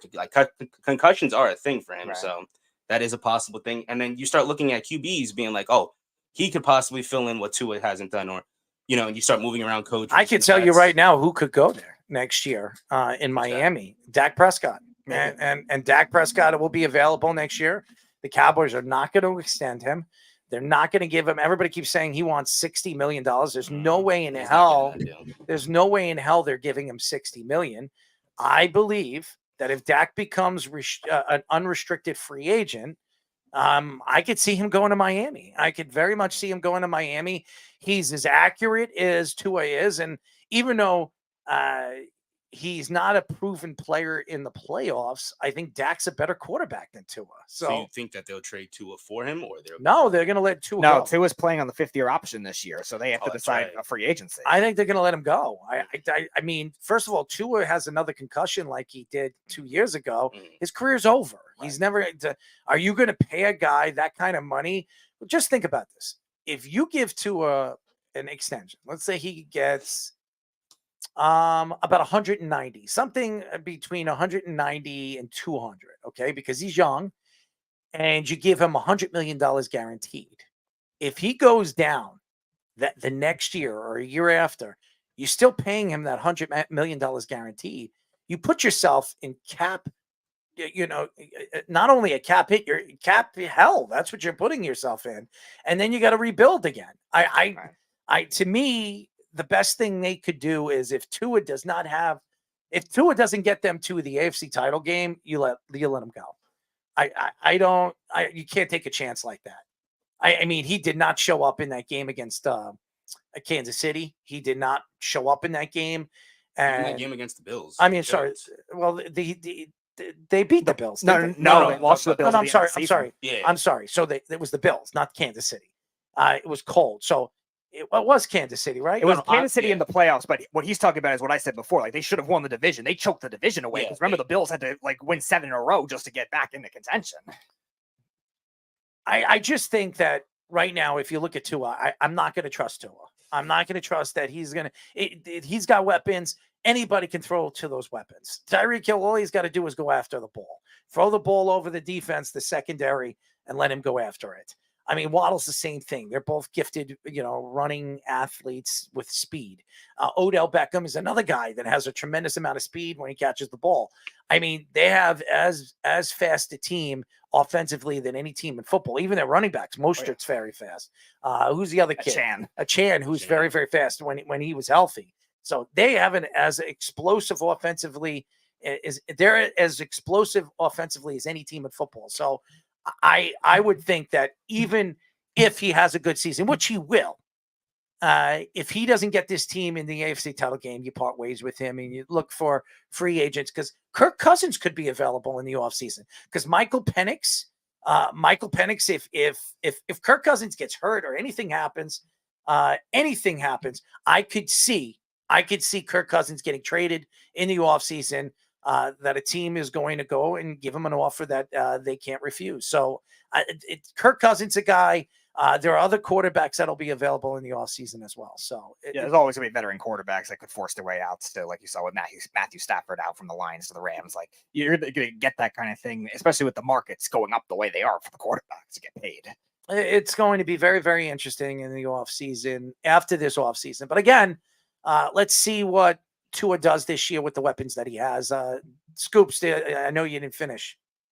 What's up? Or you had it? No, yeah, that was Oh, it. okay. I was just all I was gonna say was like, if they eventually do move on from Tua and then that doesn't work and then they start moving around head coaches, this deal might not look that good later on down the line. Well, Atlanta right now, I was questioning what they did with the whole Raheem Morris situation. I would not have hired Raheem Morris. I would have hired Bill Belichick. It would have made a lot of sense.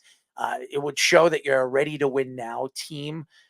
With Raheem Morris, you're rebuilding. I mean, and we've seen what Raheem Morris could do as a head coach. I wouldn't have taken a chance. I know he's a Hofstra graduate and all that other stuff. Good for him, but I haven't had a program over there in but he's a graduate and he's played for the football team over there. But I would worry right now moving into a season where you're depending on a guy that was unsuccessful as a head coach and semi decent as a coordinator. So there's a lot of questions, and I'm going to tell you this right now: Tua is going to have a lot of pressure this year. Fish, do you have anything to add to this? Yeah, I'm kind of tired of hearing people say that Tua is this game manager quarterback. We know that he has talent. We know that he has great accuracy and he doesn't always go deep with it, but he has guys that he can throw to and he trusts them. The problem with Tua is he almost died on the field 2 years ago. And to think that he's going to be sustainable in the long haul because he had one healthy season, I think is ludicrous. I don't really believe in him because I'm scared to death of his health. Because do you remember how he looked a couple of times after he got hit? Like where his body was spasming. That is not a good concussion. What's crazy is that was his second concussion. That was like a Thursday night game. Earlier that Sunday that week, since it's a short week, he had another concussion, which was bad. So I'm telling you right now, that's why I don't extend him. Because are you going to give this guy, because he's going to ask for top dollar. If he has another one of those good seasons, he was one of the top passers in the league last year. He was up for an MVP until really the last 4 games of the season, 5 games of the season. He was up. Some people thought he was a top 3 quarterback. So if he has another one of those years, you're going to have to pay him $200 and something million with $100 million guarantee. If he gets hit, you're in salary, you're in cap hell, and you're going to have to pay him that guaranteed $120 million that you're going to have to pay your quarterback. I mean, that's a big chance taker. I want to take a sure thing. And if I were them, I would wait until the offseason. If he doesn't get him in the AFC title game, you part ways with him. You either decide if you're going to go into the draft or you decide to bring in a veteran quarterback that you think you feel fit to bring in that can run this offense. Keith says nobody showed up for the game in Kansas City, and Dolphins need to be home to win in the playoffs. Well, good luck with that. They've lost almost their entire defense, unless they hit on everything in the draft, which a lot of our draft guys were saying the Dolphins had one of the worst drafts. They're not even the best team in that division anymore. I mean, on paper, the Jets, I'm not saying this because I'm a Jet fan, the Jets are the most talented team in that division. Healthy, they're expected to win that division. Now, Buffalo also has Josh Allen, and Josh Allen could put up numbers. If Josh Allen has a breakout year and that offense actually plays at the top of its game, even if the defense isn't good in the secondary, that can hide the deficiencies of the secondary in the defense. So Both the Bills and the Dolphins just have to have league average defenses to be competitive with the offensive capabilities that they have. But also the AFC is so good. Right. We were speaking about the division with Jacksonville. I mean, two teams could actually make the playoffs in that division. I mean, Kansas City's division, you don't know who's going to be good. Maybe the Raiders will be better this year. Maybe the Chargers or one of those teams will be better. And then we all know about the Pittsburgh Steelers division, the Steelers. You have the Baltimore Ravens, you have the Bengals, you have the Cleveland Browns. I mean, that is as good a division as any division in football. What is he saying? Buffalo's favored to win. Buffalo's favored to win. Of course, of course they're going to be, because they've won it the last 4 years. It's that and the Jets. Nobody trusts the Jets because they can't stay healthy. If Aaron Rodgers stays healthy, you could bank it. If you're a betting man, have the Jets winning the division. I'm telling you, the odds right now are favored to bet on the Jets, because the Jets are not favored because the Jets are never healthy. So and also the coaching. So like you were just saying, I'm not a big Robert Saleh fan. Right, and then also the story with Nathaniel Hackett and all that. Like I would say the Dolphins, even though new defensive coordinator, we'll say, but they've rotated defensive coordinators and still been okay. Mike McDaniel, like you said, is a good coach, and then Buffalo, Sean McDermott and Joe Brady look good as an offensive coordinator. Even though John Daigle was saying some things that maybe he got lucky at certain points, he still looked a lot better than Ken Dorsey did, and he's probably still a lot better than Nathaniel Hackett. I think it's going to be very, very interesting how the AFC plays out. I think we know what the NFC is going to play out. I think we know.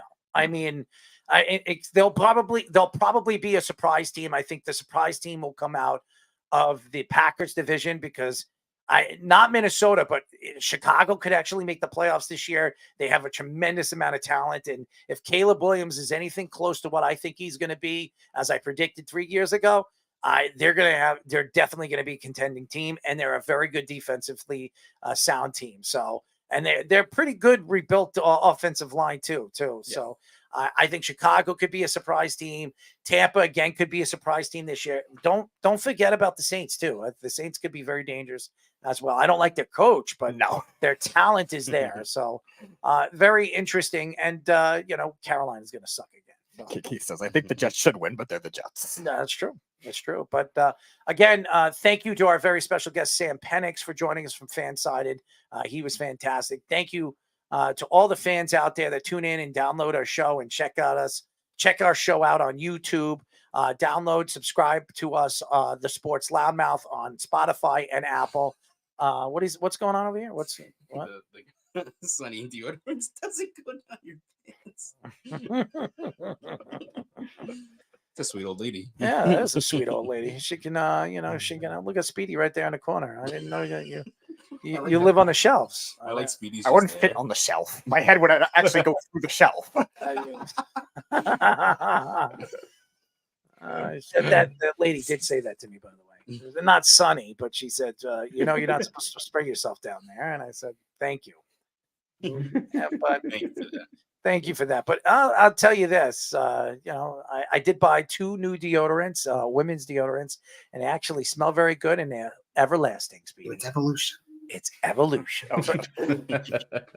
Oh man. Thank you to all the fans. Thank you to everybody. Thank you to Fish for what he does as an executive producer. Thank you to Scoops for doing what you do on the Sports Minute. Thank you to you, Speedy, for doing what you always do, piss me off and make me laugh. Thank you to all the fans. Thank you to everybody that tune in and listen to us. Listen to us on 103.9 FM every single Saturday at 7 p.m. as we have the best guests, great content. So tune in. If you like the Sports Loudmouth, you'll love the Weekend Crunch. And we'll be back next week on Tuesday. Who do we have lined up? Nobody lined up officially. Potentially our friend Kevin Mensch could come back on Tuesday. He has to check with his basketball schedule because he's coaching with his son now, but he might come back on probably later in the show if he does come on. That's the only thing. He was the only one that mentioned anything to me. So shout out to Nathan. Tomorrow is his grandfather's funeral and cremation. So shout out to Nathan. on his loss. We've mentioned it over the last couple of weeks. Last day we spoke about your grandfather, Nathan. So we wish you and your family nothing but the best, and may he rest in peace. But we'll be back on Tuesday and Thursday next week. Until then, this is Errol Mark, Speedy Petey, Mr. Fish himself, and Tommy Scoop saying good night. We'll talk to you then. Good night, everybody.